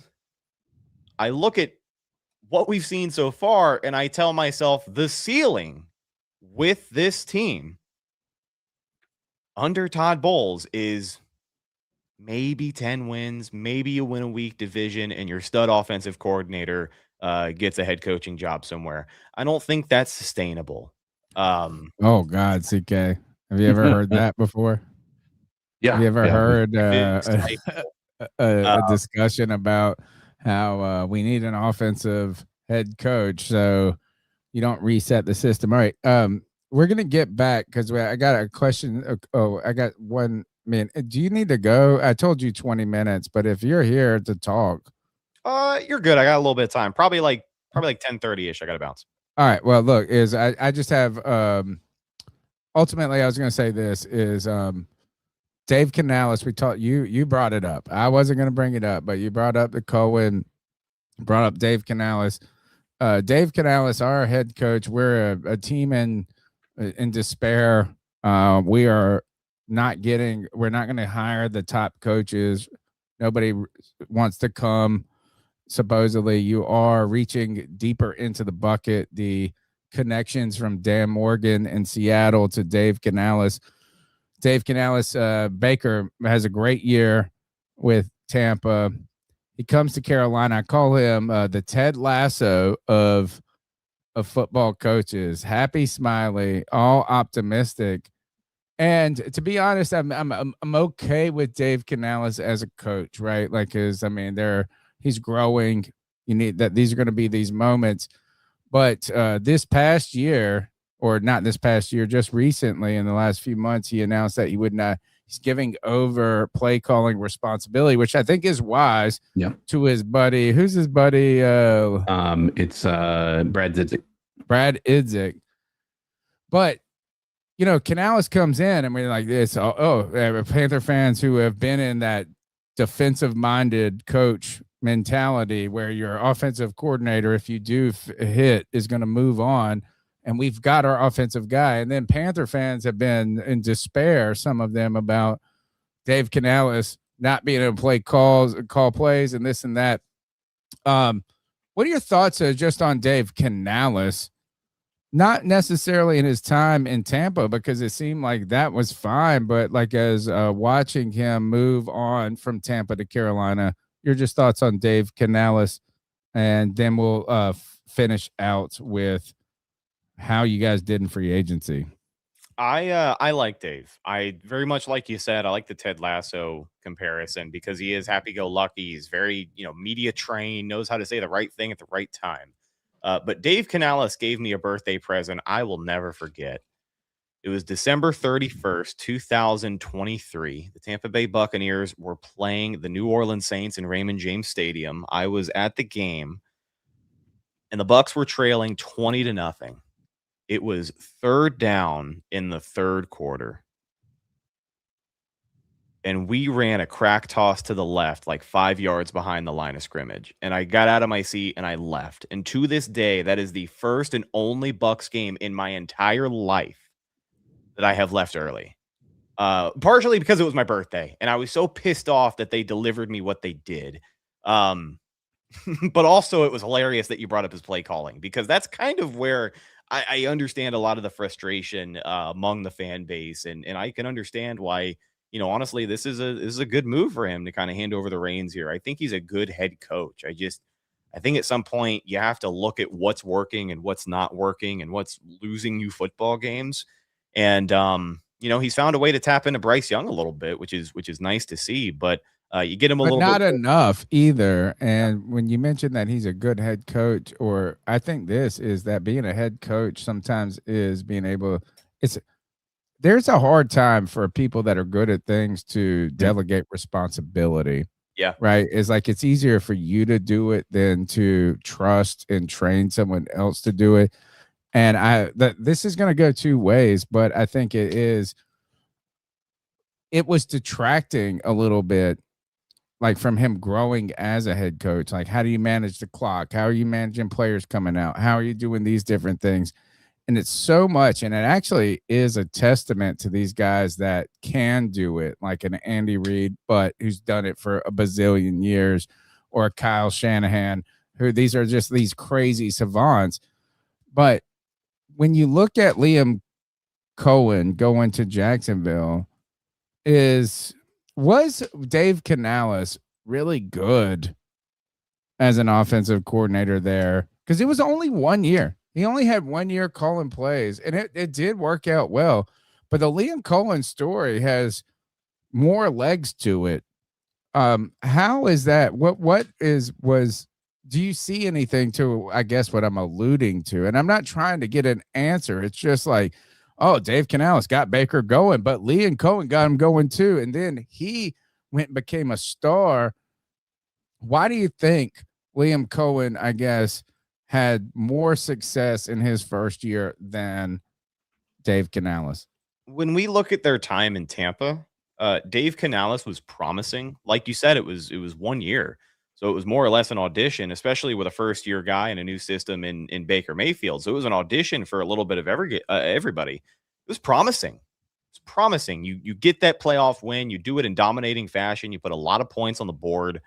So it was promising, and it was something that could hopefully build and develop into something else.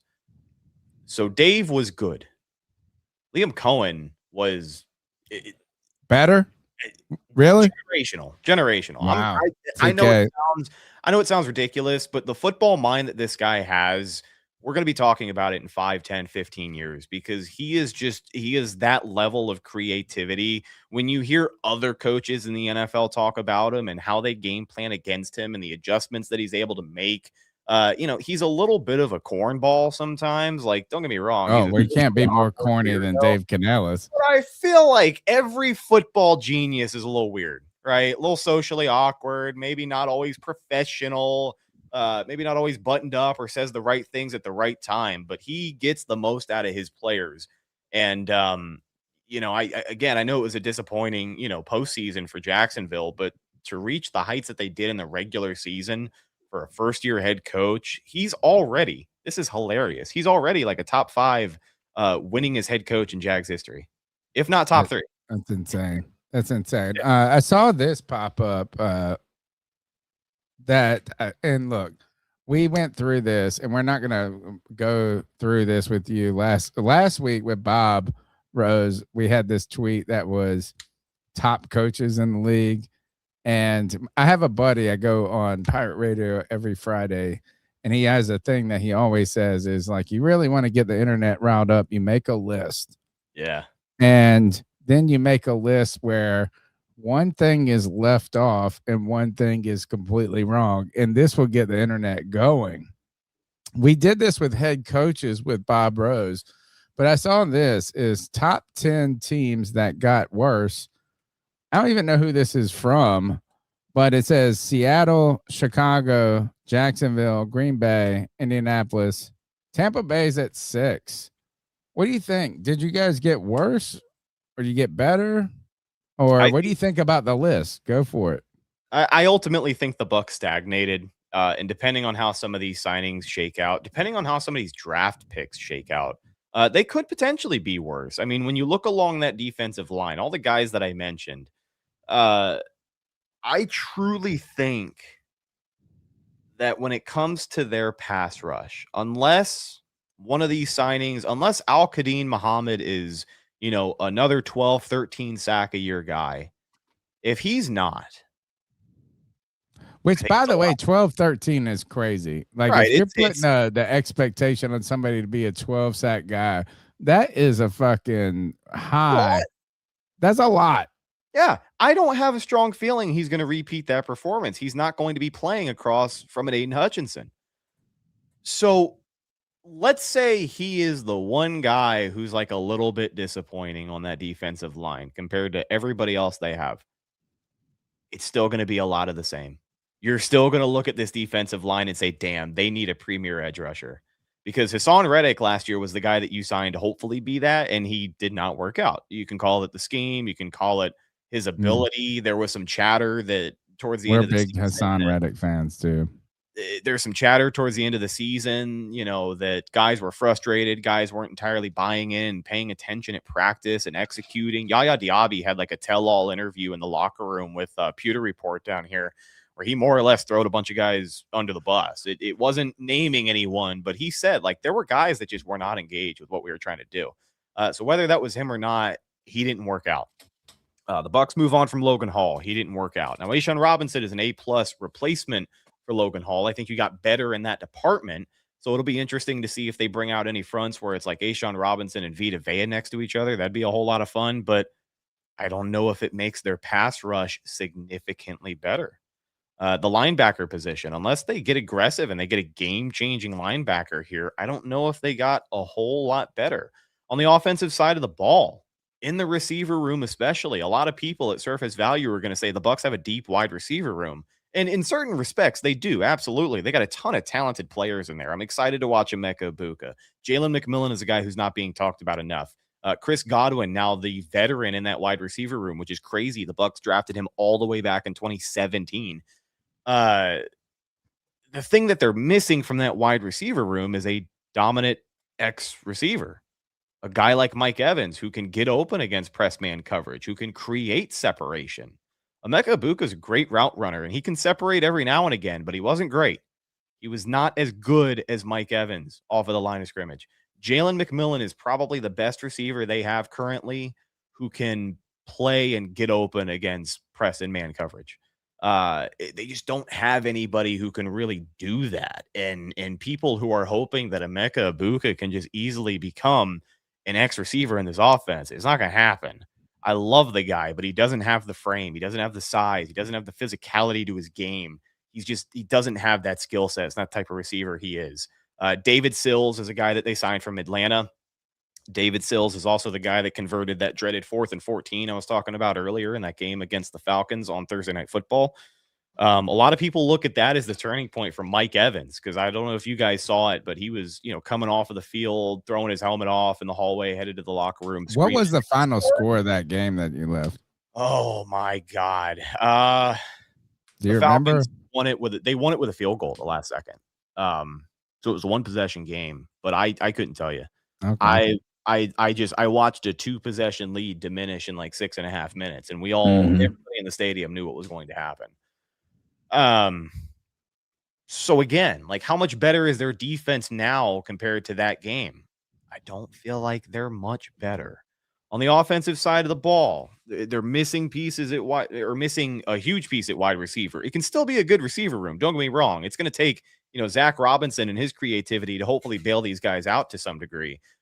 But the way that I look at this Bucs team and forecast their 2026 season, even with all the things that I feel like are going to be the same, I think this team is only going to go as far as Baker will take them.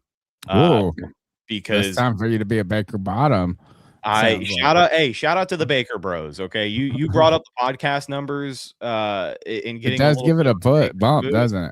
Going from Tom Brady to Baker wasn't too bad. It was a much softer landing than I expected it to be. So we appreciate. Well, just don't want to lose for 7 years in a row and wait until you see what your podcast numbers will be. Final question, just a way out. We've been asking everybody this is right now, and the odds vary, but the Bucs are favored to win the division.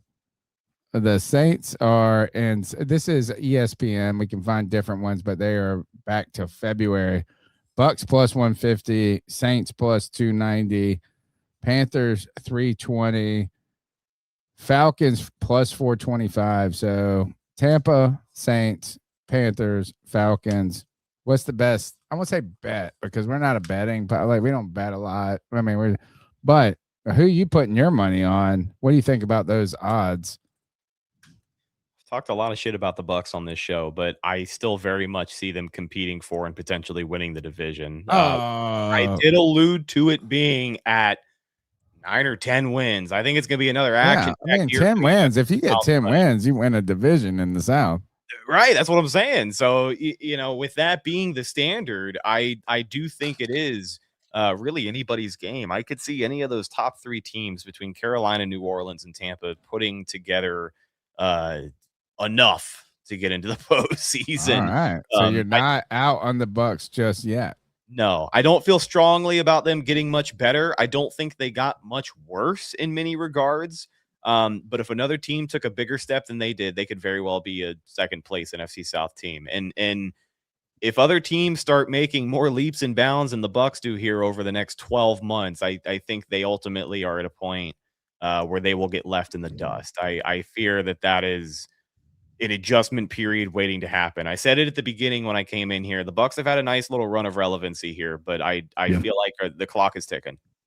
All right, Rhett, thank you for being so generous with your time tonight, going through all the ins and outs from Happy Smiley Dave Canellis, the Ted Lasso, to the Todd Bowles experience and the Baker Bottom experience. Please tell the listeners of the C3 Panthers podcast how they can find your work, and make sure we're going to tell them to go sub up and talk junk nicely and just tune in, because a subscribe is always good for anybody. How can they find your podcast on the audio waves and the video waves?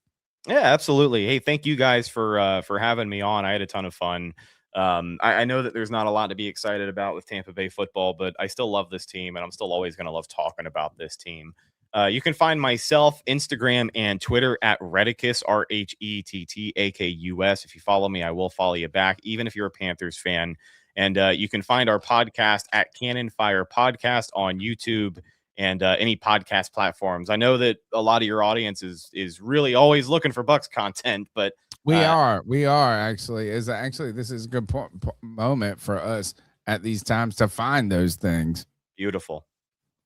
Well, I appreciate you guys picking me this time around, and I greatly appreciate talking with you tonight. Yeah, you've been great, Rhett. Check out Rhett Matthew at the Cannon Fire Podcast. Go subscribe to that YouTube channel. They're putting it out in audio and video. Good content. Thank you, Rhett. You have a great night. Thank you, guys. Have a good one. Thanks, sir. Rhett Matthews from the Cannon Fire Podcast. CK, we were and are making a great time on the podcast tonight. Let me see if I can change our view here. The only thing that we were missing. Oh, we'll do this is we'll just go forward rather than backwards. I saw this pop up and I just thought, oh, I love the Panthers. I love making the playoffs. The Carolina Panthers making this history though. Well, I don't know if I don't like it. I'd rather make history than not make history. Well, actually, you probably should be careful with that. I saw this pop up. Absurd stat from ML Football at ML Football on X. Absurd stat they wrote. The Carolina Panthers have made the playoffs twice with a losing record. 2014, they went 7-8-1, lost their division. Wow. I love that one. Oh, won their division. Excuse me. I was like, there's no way. Won their division, while in 2025, they went 8-9 to make the playoffs again. We have won the division twice with a losing record. Kind of stinks. Like, remember when we got in that debate? It was like, do you want to back into the playoffs? Do you want to go into the playoffs? And I didn't want to back into the playoffs. I wanted to win into the playoffs, but I was happy to be in the playoffs. Yes. Like, and that was, if I felt like we were playing semantics and splitting hairs with the fan base and fans. It's like, oh, you don't want to get in the playoffs? I was like, no, I want to get in the playoffs. I just want to win to get in the playoffs. Like if I had a preferred way. But then the Carolina Panthers did go and put it on the Rams, one play away. So like you want to be there, but I also want to be invited. Like I don't want to be at a party and have a great time. I mean, I do. Like I'll go to a party, have a great time and not be invited. But wouldn't it be better to be invited and be in a party? But the Carolina Panthers are the only team ever to make the playoffs multiple times with a losing record. I don't think there's really much. I was just bookmarking stuff that was flying across the feed over the last couple of days. And I saw a couple of videos about our defense and a lot of celebration about if the Carolina Panthers are the only team that made the playoffs with a losing record, J.C. Horn is only one of two players from 2021 NFL from the 2021 NFL draft. Oh, now that I read this very closely, is a very select group to have recorded 10 career interceptions and 2 career sacks. Bynum is the other. So is that a Surtain? Is that a Jason Surtain shots fired? Yes, Jason. Who was Jason Surtain? Patrick Surtain. Is that a Patrick Surtain shots fired? Is that what this tweet is? Because it says from the 2021 NFL draft. So it's not like all corners. It's not this. It says specifically Horn is one of the only 2 players from the 2021 NFL draft. It wouldn't be shots fired. It would be probably including Surtain. Right. I feel like it's a little shots fired at Surtain. Like if I was a Denver fan, I'd be like, oh, what the fuck? Why does it got to be like Surtain's great? Very limited. I don't know. I felt like so JC Horn is good. The internet is really hype on that.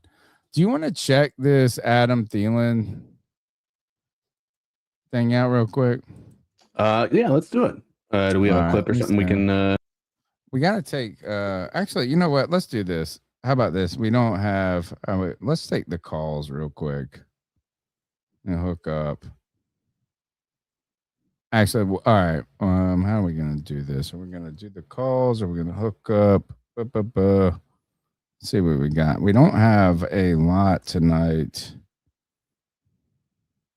See if this hooks up quick. All right, let's see what we got in the cat calls.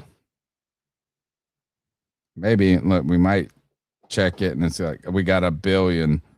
Oh my God.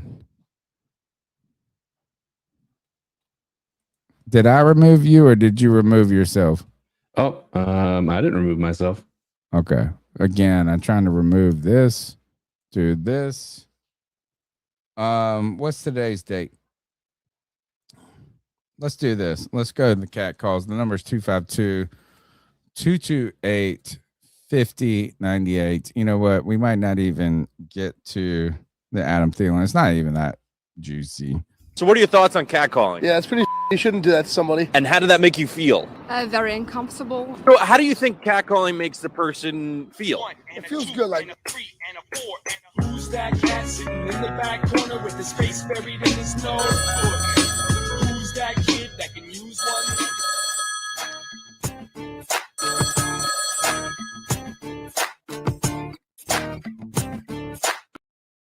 Call in.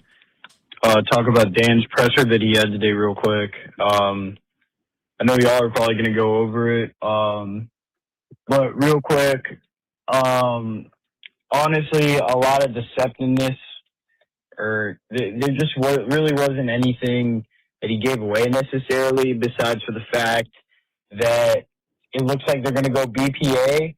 And, you know, he was talking about some position groups, like he was like, oh, I like our tight end room. But you remember last year, he's like, I love our wide receiver room. So I don't really know if I buy any of that. It's definitely smoke screen season or whatever they call it. So I don't know. Like, I truly walked away from this just feeling like everything's on the table probably. I feel like this team, they could go a number of directions, whether that's wide receiver, offensive line, tight end, safety.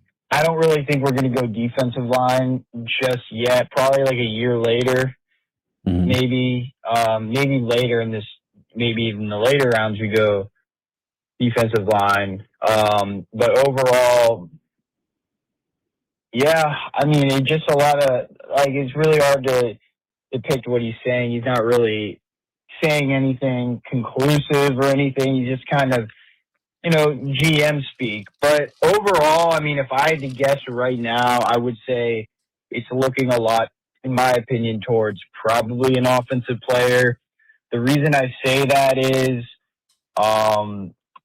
this offense still needs, like, they need someone that can get yards after the catch. They need someone also that just takes the focus away from T-Mac and stops the defense from, like, shifting their linebackers towards him on passing downs.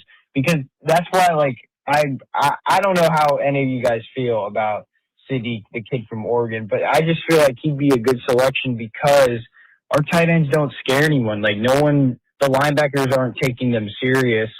The defense, for me, it's like nickel, corner, and safety are, and maybe in another linebacker, biggest needs. But, you know, nickel corner, Corey Thornton was hurt the whole year last year, so he never got a chance to show if he could be the cornerback 3. Nathan Ransom's still there. You still got Morig. Another linebacker I think is going to be taken, but probably not at 19.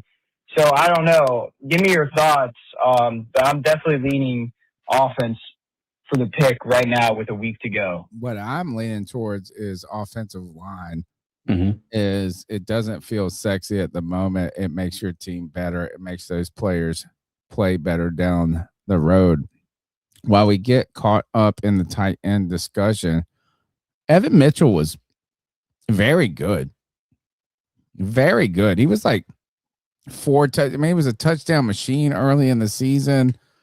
I don't think that the Panthers should only think about the offense being elevated by just adding someone who can do something, because if you're under fire, who cares what they can do? CK, I like the idea of weapons offensively, but what are those weapons downfield if you're getting pummeled as a quarterback? That's I mean, we've actually been at the center of this debate multiple times, and we know in just out of our own experience how important the offensive line is to a quarterback. It doesn't matter how well you build an offense, but if that offensive line is letting people through, dude, it's not that there's nothing you can do as a quarterback. Right. How many? You need 3 seconds to throw the ball down the field. If you're getting tackled, who cares? Yeah. No deep ball going to make it down there. I think it could be.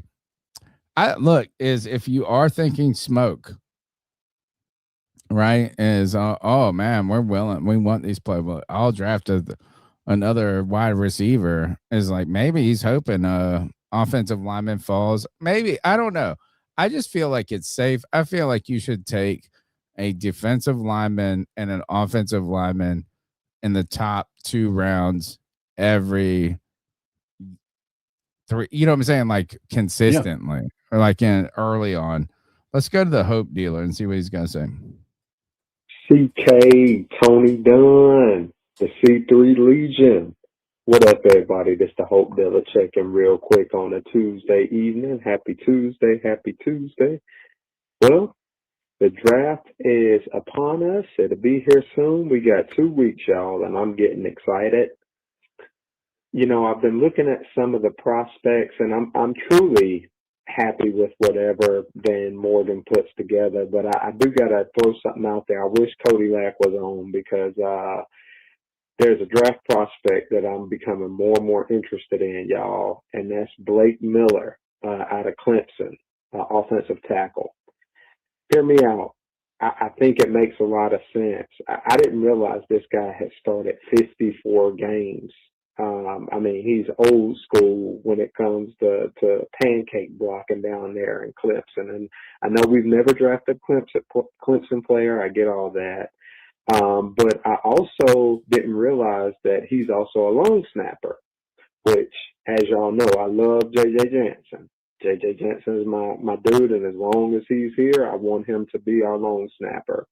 But when that day comes, when J.J. retires, how cool would it be to have a Blake Miller that can start at offensive tackle as well as still, slide right into that long snapper spot. 54 games of experience, that's a lot of experience, y'all, at a high level at Clemson. And so that's my thoughts, man. Give me y'all thoughts on that as well as other draft prospects. I'm going to call back, though, with another quick follow-up call. Just to Hope Dealer. You got a second call, and in the midst of the second call, Kev reminds we don't draft people from Clemson. Let's go to Hope Deal 2. Hey, this the Hope Dealer second call real quick. But, yeah, I wanted to call back in, though, y'all. Non-football related, I had a rough day at work today. And I went through a period, man. I was actually missing my dad, man. My dad passed away a few years ago. And it's amazing how things like a song or something like that can trigger emotion. And I started thinking about this community, man, the C3 Legion and Tony Dunn, Cody Lack and CK, Greg, what he's been through. And by the way, shout out to Greg, man. I heard y'all talk about his engagement last week. That's huge. But I just wanted to encourage us all, man. You know, if you're going through some things, man, take care of your mental health. I'm so grateful for this community for doing this year round. You know, I look forward to joining these calls on Tuesday nights when I can, man, and seeing all the regulars and even those that can't regularly join but can chime in from time to time.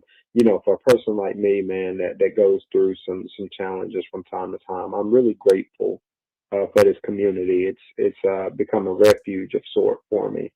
So, you know, man, shout out to John B. Jenkins, man, for the alternative football updates, and Harvey London and the whole crew, man. I want y'all to know how much I really genuinely just appreciate, you know, having the C3 Legion in my corner. But anyway, y'all, it's the Hope Dealer. Everybody out there, stay hopeful, keep pounding. Okay. I got goosebumps hearing that because I remember those calls. Like, well, I cannot articulate the exact details of every. Like, I remember. I know that we've been together through a lot of different things, from things that have happened with multiple family members, or fathers, or sons, or this. You know, and that means the most to me. That's why he is the hope dealer, because CK is like, yeah, we're talking football. We're like grinding in a sense, and I'm not grinding. I'm like, this is a refuge. Yeah. It is work. Like, I got to prepare. I got to set it up. I got to try. Like, but it's not, because it really is a blessing to have y'all in my life. And Hope Dealer, I mean that particularly to you. Like, it really made a giant impact on my life, calling in. And it's not like if there's a week that you can't call in, but it just means I recognize how much of a friend you are to us in this experience. Let's go to the guy that he referenced, and John B. Jenkins. Get ready, folks. It's alternative football time, I bet. I press play. Hey, guys, it's John B. Jenkins calling in with your weekly Alternative Football League update. It's been an exciting week. There were 5 leagues playing. There were little tidbits on each one of the leagues that I've got here for you. Starting off in the NAL, the National Arena League, my UPS driving brother called me up and said, hey, you follow the National Arena League, right? Well, our Teamsters president suited up and played a snap for the Colorado Spartans, which is the same very team that Paxton Lynch plays for. So there's your NAL news. In the IFL, our very own J.J. Jansen called his first game as an IFL broadcaster on the Yahoo Sports Network. He was covering the Jacksonville Jaguars at the Vegas Nighthawks, and he's got 2 more games over the next 2 weeks. I believe it's the next 2 weeks. He'll be covering the New Mexico Chupacabras at the Vegas Nighthawks, and then the New Mexico Chupacabras at the Jacksonville Jaguars. So they're sticking him with 3 teams so he can get familiar with those. But if you want to watch J.J. Jansen, just look for the Yahoo Sports coverage of the games on the weekends. He'll be on one of those games over the next 3 weekends. The LFA, La Liga de Football Americano Profesional, played this weekend. It kicked off, and our Monterrey Osos, the Osos de Monterrey, the team that is owned by Ryan Khalil and Blake Griffin, were victorious over the Dinos, or the Dinos. I believe it was 24-19. So Vamos Osos. The AF1, Arena Football 1, kicked off this weekend, and a lot of their games are on YouTube, and they've got this new streaming platform that's helping them out with the video coverage called Hometown Network, but you can watch all those games on YouTube. They were awesome, man. They were crisp, clear video quality. You can watch the highlights on YouTube. Go check that out. And then I want to round this up with the UFL, which was another exciting week in Week 3. The notes are on this. Tulia Tagovailoa Tua's little brother, who played at Maryland, suited up for the Houston Gamblers and got whomped by the DC Defenders 45-7. I think it was the biggest deficit in UFL history. Ted Ginn Jr. got arrested for a DUI, so he could not be the coach, or he wasn't available to be a coach of this weekend's game. Todd Haley, the OC, stepped in. I think he'll be fine. I mean, how many of us have gone out above the legal limit anyway and avoided the cops? So, keep trying, Ted Ginn. We got your back. But the game of the week, I'm getting cut off. Anyway, if you're still here, this has been John B. Jenkins. I got to call back and tell you about the game of the week. We need to hear about it. Holy cow. Lots of breaking news for me. Maybe not breaking news for the world. John B's calls always rocking for me. Y'all, I'm sorry for the double call. I know not too many people really enjoy these football calls, but I love sharing them with you, so I am calling back because I wanted to tell you about the game of the week in the UFL this past weekend. It was the Birmingham Stallions, led by Matt Corral, coached by A.J. McCarron, going back to the St. Louis Battle Dome and facing the St. Louis Battlehawks, who are now coached by Ricky Kroll. The Stallions, despite Corral's interceptions, went up and were up, I think, pretty heavily. The Battlehawks struggled. Brandon Silver's longtime spring QB hero, I think it's time to hang up the cleats. Harrison Frost came in reserve or in relief duty. Started off by throwing a pick six, and then his very next play was an interception. So I don't know why they didn't put the third string quarterback in, but the dude went on fire in the third period and scored 3 touchdowns, leading the Battlehawks on a come from behind victory, ending the score 34-30. There was also a really weird ending of a game in the UFL. It was the first game against the Louisville Kings and, oh dear God, was it Dallas and Gates? I'm getting all these names mixed up, but the overtime is what I'm remembering. It was a very weird ending to that game. But anyway, that is your long-winded Alternative Football League update for this week. Next week, we got Panther Talk starting again, and with the draft. And yeah, I don't know. That's all I got for right now, guys. Thanks for listening to my long-winded calls. This has been John B. Jenkins. Keep pounding everything. Go fish. Keep pounding C3 Panthers Podcast. Love you guys. Keep pounding. Love John B. Jenkins, not only as a friend, but love these alternative football updates in the offseason. It really is. Don't let it. There's an old saying, don't let the bastards get you down, which nobody's in here talking jump, but like, this is the time. There's a reason they put alternative football right now. And John B said he was hanging out in his workshop. I think he used the words. And I got to do a shameless plug real quick.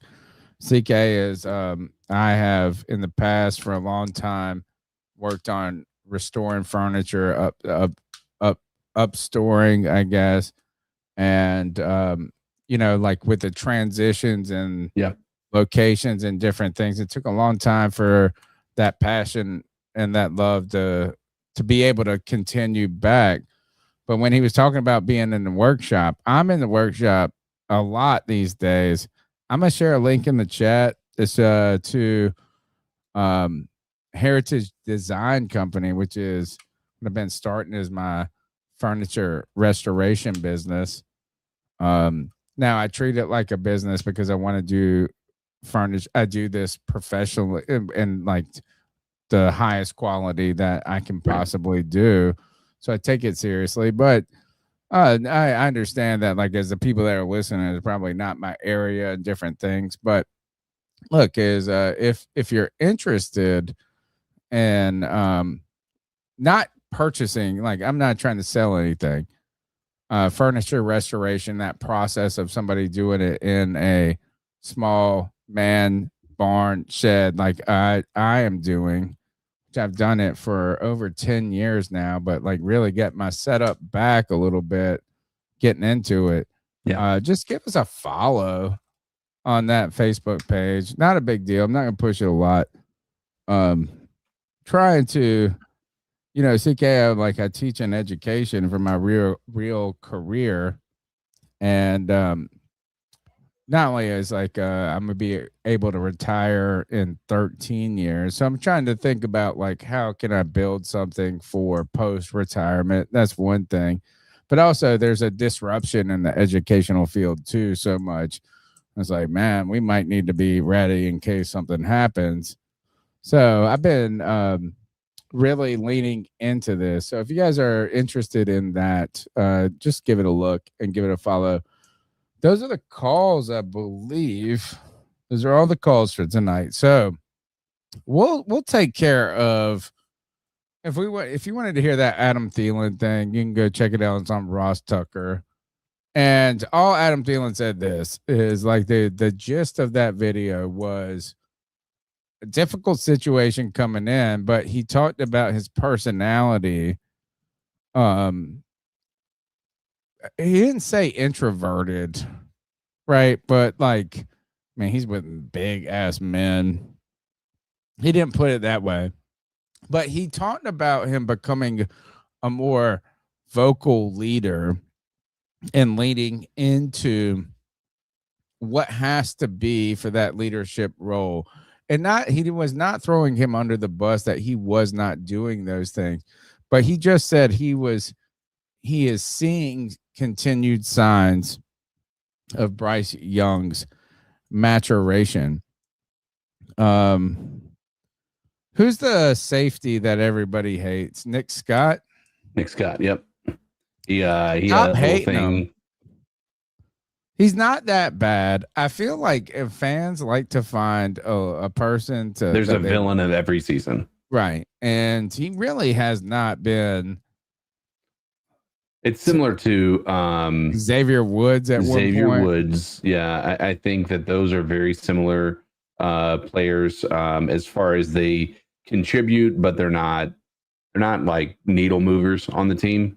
And when they make a mistake, can be pretty impactful. Well, they have a moment where there is a mistake, like every player, but there are players that when they make mistakes, you just excuse, and there are players that then, because you excused on those players, you have to divert, pull the valve, let some pressure out. And Nick Scott is one of those, but he did host a golf event for underserved. I think this is wonderful. And I just think Nick Scott is too easy. Anytime it's just too easy to talk junk about. When people get on the internet, they're like, off my team, off this. I feel like it is more about them than the player. But I won't disagree. But he had some, he had a little blow some charity. plays. He had a little charity event where he was talking about, it was it was a golf charity event. I don't know if you were referring to this, Tony. Yeah, but that's what I was bringing up. This weekend was the Masters. This past weekend, Rory won his back-to-back Masters. And he was asked about the clutches, his clutch gene to show up when it matters most. And he said he's taking Bryce Young any day of the week over Rory. What we'll do is, because he's doing a very important thing, he deserves this. Instead of just talking about it here, is tell me if CK and Preston play now. If the audio ain't hitting, you better let me know. Yeah, I hear it. Involved with the Moore Myers Children's Fund by just taking a trip down to their hometowns, Jacksonville, Florida. They hosted me, and we talked, and I fell in love with their vision and became their national spokesperson. And what they're all about is just creating access to the game for kids in underserved communities to have access for equipment. We pay for equipment, lessons, and things like that, just because this is such a wonderful game. It teaches you so much about life and yourself. And we think everybody should have that experience to be able to do that if they want to. So been working with them. Yeah. So shout out to that. Mhm. Golf, you're a golfer. Yes. It is an elitist. When I say elitist, it doesn't mean it doesn't welcome people in. No, but no, it of is course not. But the barrier of entry is it's not is- conducive to people that don't have a history, people that have played it like their father have played it, or their father, yeah, I mean, you have to have an entry, right? And so there's a lot of there are a lot of resources if your kids are interested in getting into golf, which I think, and Nick Scott's one. Yeah, it's I think it's such an incredible sport that kids maybe aren't super interested in initially, but if they get out there and they start hitting, I'll tell you what, I've done the the golf thing for a little while now, and there's just something rewarding about you changing something and seeing it immediately impact how well you're playing a game that's as difficult as golf can be. There's a lot of these things that are meant to allow people to get into that game, and it sounds like Nick Scott's got a nice little charity that might be worth looking into if anybody's interested in supporting an organization like that. All right, the draft is next Thursday, 9 days away. We'll be here with the C3 Panthers, a live draft party. Cody Lack, right? Tuesday, Thursday. Check it out. One final segment to hit up. It's where we tell. It's the longest running segment on the longest running Panthers podcast. It's where we tell someone to ice up, toughen up to get it together.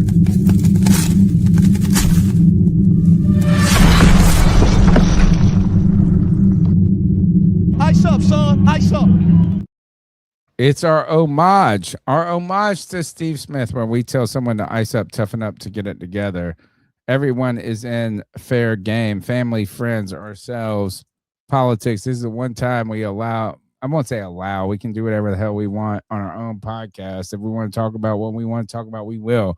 But we try to stay fan-focused football throughout the podcast. But this is the moment we can. But don't worry, we will ice up our team, other teams. Man, Callie Blue in the comments was basically icing up our guest hat. And I didn't think it was that bad. But yeah, it was a few other things that Callie Blue was talking about. This is like it's football. It's out of football. Whatever you want. Actually, not whatever you want. Whatever we want to talk about. And my ice up pick this week, CK, is very, very simple. I bought a new couch. Ooh. After, this couch, I had a couch that I had a love history with. I mean, it was almost 2000. It was a 20-year-old couch, 8 foot, loved the functionality. I had a more than attachment to this couch than probably should have. Not that it was bad. It was it was decent shape. None of this, but I was just like, man, but I finally made the call. I was like, change. It's time to change it. Yeah. So I went and bought a new couch, a very, very nice couch. But then I was getting rid of this. The couch that I had before was, what I loved about it was an 8 foot couch. So you could lay down on it and someone could sit at the other end, and you're not like feet on top of each other. Right. Sleep, Yeah. like you pull the back pillow. It's like a single bed. So I had my brother-in-law come over and move my new couch in, which is far smaller, very nice though. Very happy with that couch. And I don't know, I'm sure a lot of cities have done this. They used to pick up stuff from the street every Tuesday or once a month, the first Tuesday of the month. Now you have to schedule it. Right. Oh, really? So like in my city, you have to like basically schedule it and like say we have something on the side of the street that we pay taxes for that you should come pick up, and they'll come pick it up. So you have a schedule. So the plan is scheduling to get this pickup. I would happily take it to the dump, but like I gotta have an extra person with me. I had to pull the trailer. So I was like, all right, I'm gonna put it on the street.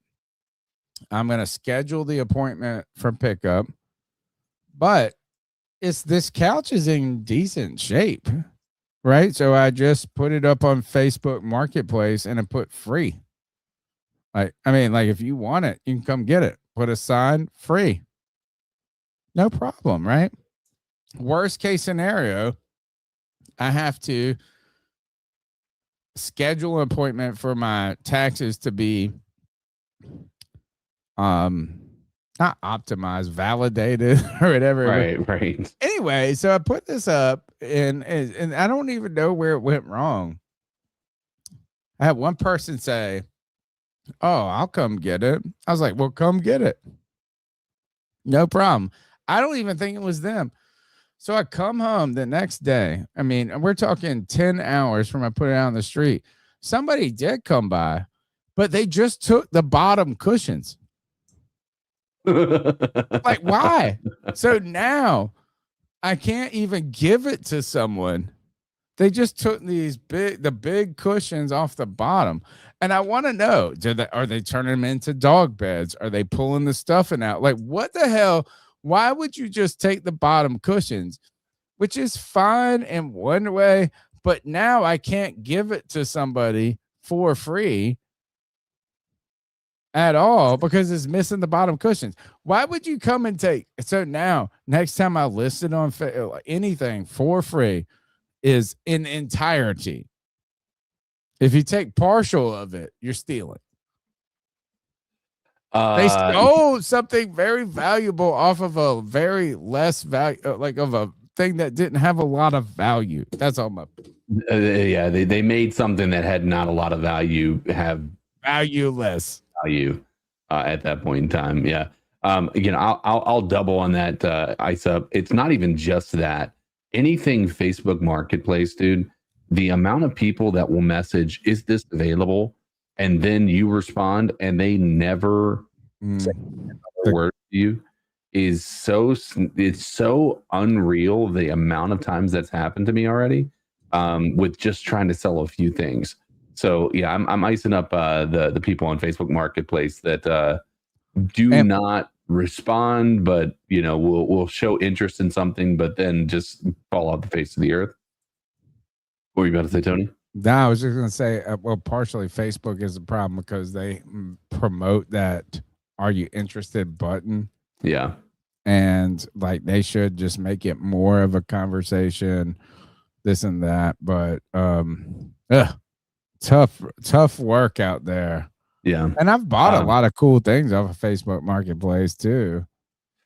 Yeah, I mean, I think there's you can get some good deals on it, and I've certainly given people good deals on Facebook Marketplace that I'm just trying to get stuff out of my basement or something like that. But it's just ridiculous the amount of I love the people who create content around the funniest like moments of Facebook Marketplace conversations or something like that, because some of these people are absolutely insane. Oh my goodness. There is a scam rolling around Facebook Marketplace where they like, I would like to, and I don't know the ins and outs of it, CK, but they like to say this is, I want this right now. And then you go, okay, well, come get it. And then they go, well, I can only pay Zelle or Venmo. Yeah. And if you say cash only, they're like, nope. But then they always say my brother or cousin's coming to pick it up. There is something fishy about it. But what they're trying to do, what my thoughts are, is they go market sold or market pending. I think what they're trying to do is send you the money and then refute the transaction. And then ask you, or what they're going to do, what could happen is they send you like $2,000 when it's supposed to be $200, and then say, "Oh no, I sent you. I need that money back. Can you send that money back to me?" And you send them $1,800 back. And then that 2,000 just gets negated and you just giving somebody 1,800 Cash and is negative king, 18. bitches. Cash is king. Dude, that's 100% a scam that I've run into as well. You be careful on Facebook Marketplace or any marketplace where there's money involved. And if nobody negotiates you, this is the other big tell, CK. Yeah. If you ask $100 for something and somebody says, "Oh, I'll get it right now," I'm already like, all right, yep, you're gone. I'm out. Because you're supposed to say 70. I'm gonna say 90. Then we're gonna meet at 80. Yeah, no, I listen. It's an interesting situation entirely. I agree with it. Yeah. Cash in the hand. Yeah, I have one. If you ever have an inkling of a notion that there's might be some scam, number one, I encourage every person to, if you're going to be doing a meetup with people, to have it be at a safe exchange at a police department or something like that first and foremost. And then the second thing I always recommend is if you get that feeling, like Tony said, cash is king. Cash Too is good king. to be true. If you're not negotiating on these, fuck that. Is you go to a yard sale and you pay overpriced, fuck that. I'm all right. I'm like, your money is fake. I don't even trust the cash then. CK, what's your ice up? My ice up pick is going back into politics once again, sort of. Thanks. Not 100%. It's Trump politics. Jesus? Is it Trump doctor? Jesus, dude? He's a doctor. That's what he told us. Dude, can we all agree? Can you believe he said that? Dude, that is the most the fact that that's his answer is just unbelievable. But the thing that's like the worst part about it is when he was making that his answer, he was like, only the fake news can come up with something so ridiculous. And I'm just like, dude, it wasn't the fake news that did this. This was literally the post you made. Like it was that was a quick way. When he said he was a doctor, I about died. Oh, dude, there is no question in my mind that is a 100% intentional lie. That bugs me beyond belief. And it's the biggest lie of lies, not the biggest lie. You're right. There is no sorry. It is. I don't even. When I saw it, somebody posted it, CK, and they were like, and not posted it, but I'm like, you're looking through whatever feed that you look, but I scroll through. I don't click on these things, but it was like Trump posed as and I said, I'm not clicking this. I'm not clicking it, not because I don't believe it. I was like, I don't want my life, my time, my energy invested into this. And I looked at it from a distance, but then when I saw that he was like, I'm a doctor, I was like, stupid. What are we doing? Yeah, no, it's so stupid. That is the best way to describe it. It's just plain stupid, dude. Oh man, oh my goodness, I'm a Red Cross doctor. Or a Red Cross worker. Caught sleeping with another woman, and you're just like, nope, I wasn't. You tell them, hold on to that lie. That my advice to Donald Trump is do not. That's where he's good at too, is like just hold it to the end. I'm just gonna stick with it. Well, the thing is I think he had the ability to say, oh, this was a staffer or something like that. So I mean, no, but it was him. Right. He was but like, I mean, hey, what's Claude? What can Claude do? Dude, it's such a wild thing. But anyway, I'm icing up that because that's just, especially given that in a week shortly after he had said, praise be to Allah, even if he was doing it in a mocking way, like incredibly, I don't know, just tone deaf, and the dude is losing some steam for a lot of people. It's all over the place, isn't it? Yeah, it's a problem, man. I can't in good faith continue to feel like, I mean, while I'm a positive person about a lot of the things that have taken place, because I do lean a little more right for those interested, who want to, paint C3 as a right wing propaganda machine. We're not. I'm but not. you're losing a lot of support, especially after you run into this campaign of going after right wing podcasters and was that would be very funny. Can you hear this? If Adam and I did Joe Biden and Donald. We cannot listen to this. I have to send this to you. This is the wildest thing. CK, you have to watch it. It is the comedians. It's comedy. Yeah. But it's Black Trump, and I think it might be Adam Carolla. I can't tell if it is because he looks younger than Adam Carolla. And he does Joe Biden, and they do this back and forth together. And it is amazingly incredible. But that's what, finish your ice up. I was just trying to send it to you. I didn't know it was going to play on the podcast. No, you're good, dude. I think ultimately my ice up is, poking his, doing the Pope and, just his approach with that.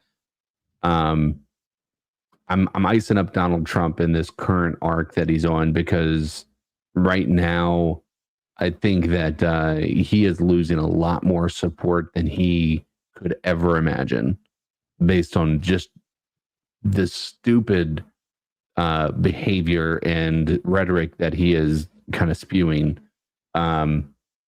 It's becoming a big issue in my mind. And I, for one, am interested in getting back to some sense of decorum in politics, if we can ever get back to that point. But I'm icing up Donald Trump specifically. I love that decorum. For this, decorum, for that sacrilege, if you want to call it, that was 100% intentional. And then to turn around and just say this, okay, let me explain. Jesus was a doctor; he healed people. I want you guys to clip this. All right, him saying, "I thought it was a doctor," or "it was me being portrayed as a Red Cross worker," or something, is as bad as me at 5 years old lying to my family about taking a bite out of a piece of bread and putting it back in the bread, the bag, and then them asking, "Did you do this?" And I finally say, "Yes, I did it." And their answer is, "Why?" And my response to them is, "I was throwing it up in the air." This is a true story, by the way. Throwing it up in the air. It got stuck in my mouth and I tried to get it out and I just had to bite it. And, it was, and then I put it back in the bag. So that lie reminded me of 5-year-old CK lying to his family about putting bread back in the bag, saying that bread got stuck in his mouth. And that's why there was a bite, just one bite out of one singular piece of bread, and why it was put back in the bag. So not a great look. No. All right. That's the C3 Panthers podcast. We'll be back here on Tuesday. The draft show, live draft party on Thursday of next week. Nick Montero going to be with me hanging out. Hopefully, we'll see if we have electricity. Don't worry. He will make sure I do. It's just he's doing a major upgrade to my home. So we're either going to be on a laptop, but I'm getting CK on the podcast on Thursday. If we're not on the full setup, we'll be here. There's going to be special guests, return hosts, all of that to come. Thank you for hanging out with us. We'll be here Tuesday nights. Get ready for your most controversial favorite fan and friend of the podcast coming back. Sabbatical is over. Smash thumbs up button, subscribe. You know what to do. Let's get out of here.